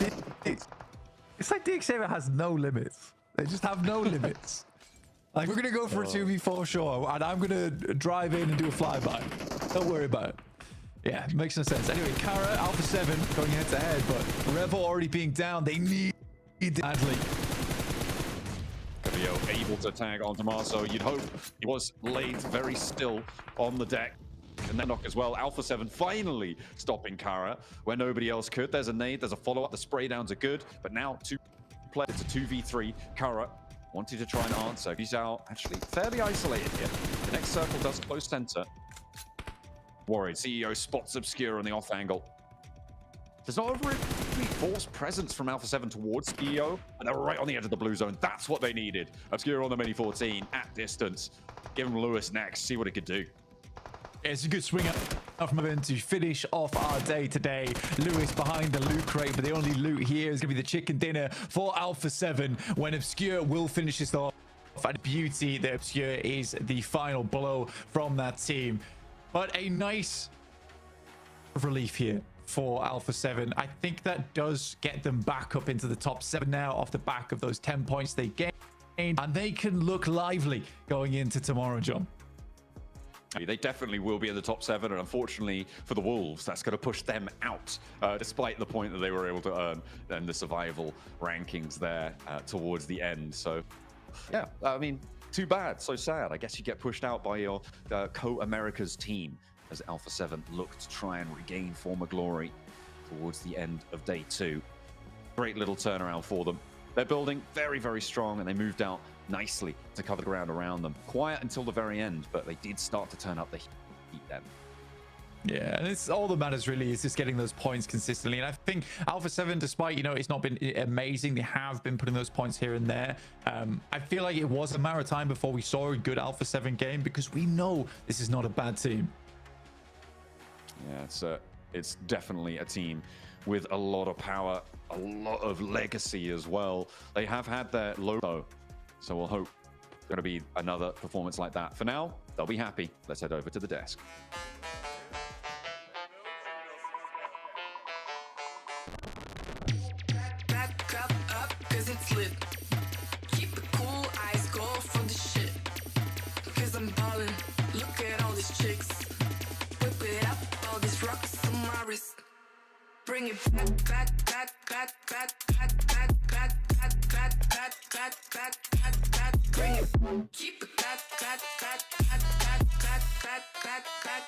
Look at all this ringing. Alpha 7 get their second chicken dinner of the tournament and their first one on Miramar, and a much needed one as well, Max, man. These guys just dropped out of that top 7. A chicken dinner right here is going to pay dividends for them. And I'm telling you, we were kind of talking about it in the background, right? Once I saw this circle and Alpha 7's position, I was like, they don't lose this. And I'm so glad they didn't. I wasn't sold on the 100% chicken dinner opportunity for Alpha 7. I was, it depends on the timing, and I'm happy to see that the timing was literally perfect from Alpha 7. This Kara fighting the side of D Xavier with that original push, Niptura, I think it's fair to send it, just flying into Kara right there. Unfortunately, it didn't quite work out for them. But Alpha 7 see that as a great opportunity to just wrap around up north, get the off angle. Obscure in particular was the nail in the coffin for this chicken dinner and taking absolute control of that finishing circle and getting themselves the win. And look at the damage, especially, except for Revo, that was just in every fight. He was the tank of the team. Yeah. Everyone else, low damage, meaning it was very one-sided in their favor. And this is the Alpha 7, in particular on Miramar Niptura, that I wanted to see, and finally they delivered. Yeah, I love seeing a win that's taken by angles, right? You had a player on different spots of the high ground, somebody on the low ground as well, somebody coming on through. You had a wide wrap around to try and just hem in that last player, Kara, 100%. And I love to see that. That's no chances taken, just pure skill, pure game knowledge coming through to grab a win. So really nice that we could end the day with an A7 win just like that. And you know what we're also going to end the day with, right? Some more points on the side of Kara. I mean, come on. These guys had, I mean, the best day of a gauntlet for sure, right? I mean, because this is the first gauntlet. But I mean, it's going to be tough to beat, Max, man. I mean, these guys went crazy. Look, if CEO from Kara is not MVP, I don't know what to believe anymore, okay? He has to be MVP of the day. There's absolutely no way that does not happen. We'll see, of course, later on as we go on to this ending segment for today. But of course, we're going to be checking out some highlights for this match. A lot of things happening from the very early stages, and in particular, we have to bring it up. APG Orangutan hot drop happened, and this time around, APG take home the win. Yeah, it was really nice to see because they were actually prepared for it as well. They had those wraparound angles, able to do what they need to do, and OG were just like, can't do much here. We're just going to send it as a solo. Nicely done. I love this. I mean, I don't love this for Regnum, but that was just so funny. Let's just go in direct line of fire of R8 as the car comes through, flying in. Ting doing the business, clutching that up for his teammate there as well. DT been a little bit quieter in the second half of the game, or second half of the day rather, but honestly, we know their points. We know they're in probably to the finals most likely here. And a lot of car shenanigans going on, but yeah, we've been talking about a few of these teams. One team I do want to talk about though, Max, is Wolves, right? Wolves been interesting. I actually am very happy you bring up Wolves. I wanted to talk about them. That push at the end there versus E-Arena, that fight was, to be completely honest, it was a mess. The way they send it solo after solo, and they just give multiple 1v1s over to E-Arena. Not happy about it. I feel like this is a team that now is struggling to kind of keep up with the massive improvements we're witnessing from the entirety of this lobby for the Gauntlet stage. And right now, they're falling behind, and at a pretty rapid pace too. Hodjux, I know you're a big fan of this team, but as of right now, Wolves, yeah, they are definitely falling behind. Oh, big time. I mean, something like I said, I was just looking at their fight style. They are constantly just getting split up and getting in these 1v1 situations, and that is just not where they're going to have any success at all. I mean, when you have so much experience in this lobby, everybody is playing as an absolute unit. So if you second guess yourself and you got players just kind of focusing on two different things at one time, you're not going to have a lot of success. And I'll tell you what, Neptura, one thing that I definitely noticed, right, is Doran, the IGL, getting knocked early, right? Quite a bit. How do you think that has impacted this team so far? I think it really drops confidence if a team or a player consistently goes out very early, because it immediately puts you on the back end. It puts you on a defense, and it's something where it's like, listen, we got to figure it out. Because if it's a singular player, right, that goes time and time again and gets knocked, I don't really care if he's the IGL or not, right? If he's the IGL, it's the better one of the players to go out early because he can still do his job from that position. However, there's something that needs to change. If he keeps going out early, it's either got to be rotations, he's got to be splitting too far. There's something that's got to be rectified there. Yeah, I mean, something's got to change up. I mean, they do get it 8 points in this match, which is definitely better than what we've seen mostly today. So it's not the worst ending, Max Man, but if we want to see them in the top 7, especially with how we've seen a lot of these teams perform, they're going to have to make it happen, right, in the final moments.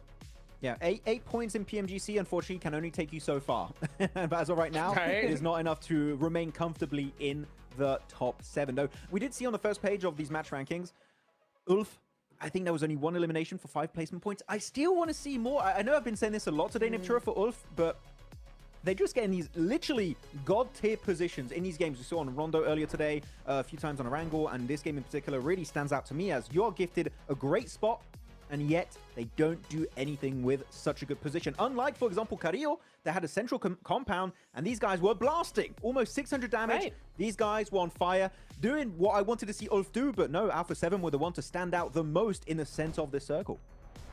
Yeah, it really goes to show, you know, A7 is like, hey, you got a compound doesn't mean you just have to sit in it. You can do the business from there. Thundertalk still top of the leaderboard. Kara, even with that big last game, not able to surpass them just yet, but they're pretty darn close. And I think it's safe to say, guys, that they are in top 7 pretty comfortably. Yeah, I mean, I'm looking at Alpha 7 here in particular, Hodrix. The Americas, they have a team up here. It's Alpha 7 from Brazil. They're popping off, and the 2 wins will finally push them up here in 5th position, followed up by then Xavier. VP dropping down slowly but surely despite a very hot start in the Gauntlet. And we're seeing then DRX dropping down. Orangutan for the first time here outside of top 7. And not just by a little bit, overtaken by 3 or 4 teams, if I'm not mistaken. So Orangutan, we said we needed to see a win. We didn't see it today. There's still time tomorrow. But again, the time is ticking. You need to get a win eventually if you want to be in the grand finals. That's right. 6 more matches tomorrow. That is it, right? And you've got to get into top 7. Otherwise, you're going to the group stage. We can take a look at the daily MVP, Niptura, and of course, it's CEO. Of course it is. We knew from the beginning that's who it was going to be. He had the nades. He had the Overwatch angle. He had the damage. 3.5k damage just from him alone. Nearly 20 eliminations is, I feel, unheard of, Max. This is a crazy performance from CEO. Of course, the eliminations, damage, and everything stands out, but I'm going to go a little bit further here. An average survival time on the day of 23 minutes is ludicrous. Genuinely, that means you're always getting to the later stages of the game. And of course, because your survival time is so high, it gives you ample opportunities to frag out, get the elims, get the damage, and be even better looking on this daily MVP graphic. So genuinely, I'm impressed not only by the survivability of CEO later and the entirety of Kara, but also how they take fights, when they take fights. And so far, this is the team that I would say throughout the entirety of the Gauntlet has impressed me the most, even more than Thundertalk, that currently are still in first place. Kara, what they did today was truly exceptional, and I want to see another day like this. Hopefully it's not just a flash in the pan, but it was such a good day that replicating this, Hot Juke, seems almost impossible. Like, come on. It's a big, big flash in the pan. Oh my gosh, just a crazy stat for you guys. Kara, 78 eliminations. APG, 39 total points. You know what that means? They did double the amount of points than APG did in eliminations alone. But let's go ahead and take it on over to the stage to 7WG for the last interview.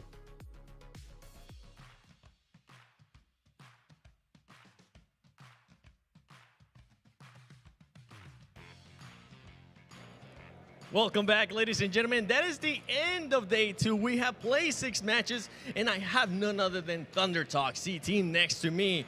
A team that's currently been performing so well, finishing in first place once again.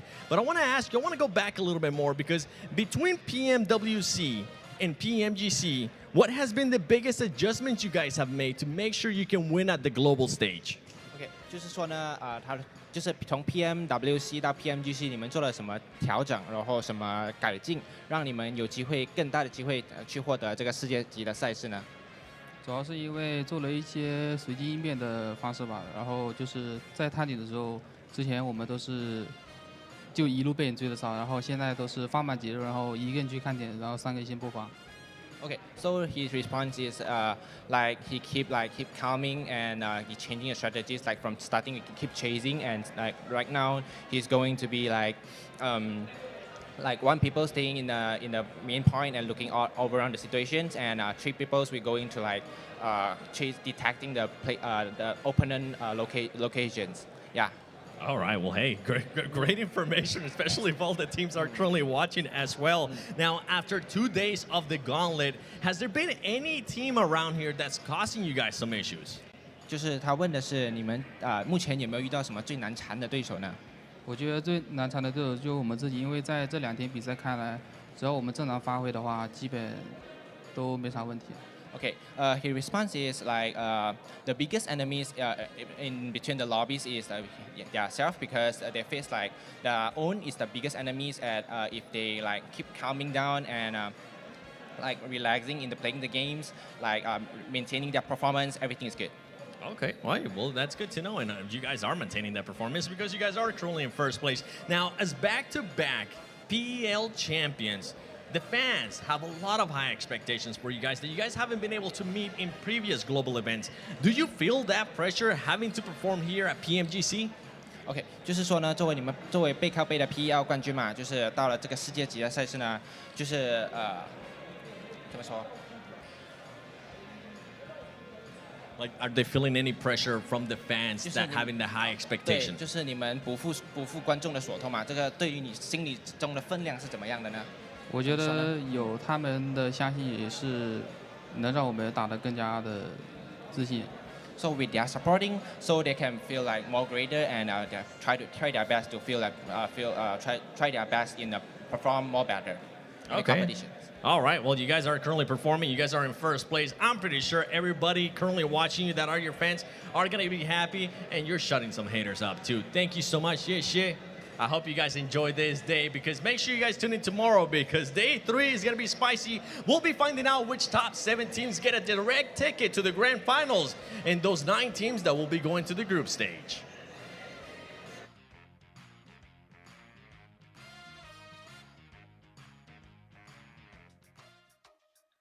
Well, I can tell you one of them, right? And that's Thunder Talk, right? They're going to the finals. They have crushed it so far today. I think Kara did as well, right, Max, man? Let's be real. Okay, we got 6 more matches left tomorrow. With the performances we've seen so far, like I just mentioned, I think there's some teams that are for sure going to make it. In reality, how many slots do you think are available? I would say currently 3 slots and a half. Wow. It's all dependent on how R8 perform at the start of tomorrow. Thunder Talk, Kara, Mad Balls, for me, all those 3 teams, they're in 100% in top 7. They're locked in right now as we speak. R8, they currently have 90 points. One average game they should be in, but then the bottom 3 definitely are up for grabs here, Hot Juke. So anyone can still take those top 7 spots away. Yep, it's totally possible. I mean, with that few amount of slots left, it's going to be crazy tomorrow, because yeah, there's definitely a point bubble right there. So Neptura, right? Which teams tomorrow need to just come in swinging? We're talking chicken dinner off the rip. Off the rip, I think anybody 8th to 13th, honestly, need to do that. Wolves, DRX, OG, Regnum Kara, GS, or Ulf, because they are all the way, Ulf's all the way down in 13th, but the point difference between 7th and 13th is, quick math, 12 points. Yeah. That is it. One good game, right off in Rondo, you're in top 7, and you're well on your way to solidifying that position. So that is absolutely where we need to be. Well, that's it. One more day left in the gauntlets, right? 7 slots available. Mark your calendars. Make sure you're there. We're going to be there for sure. I hope you guys enjoyed it so far. We will see you guys tomorrow.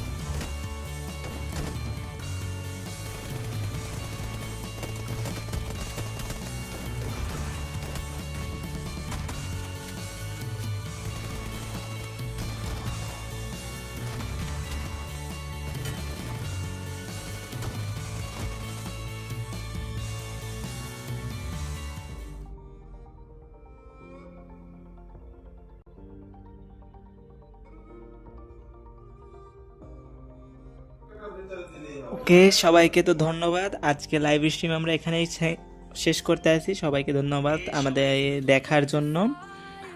কালকে কিন্তু আমাদের day 3 শুরু হবে। Day 3 আবার অসাধারণ 6টা match নিয়ে আমি থাকবো, মিস্টার তানভীর 1.0। সো সবাই সেই পর্যন্ত ভালো থাকবেন, সুস্থ থাকবেন এবং পছন্দের টিমকে সাপোর্ট করার জন্য কালকে আবার লাইভে জয়েন হয়ে যাবেন। সেই পর্যন্ত ভালো থাকবেন, সবাইকে বাই।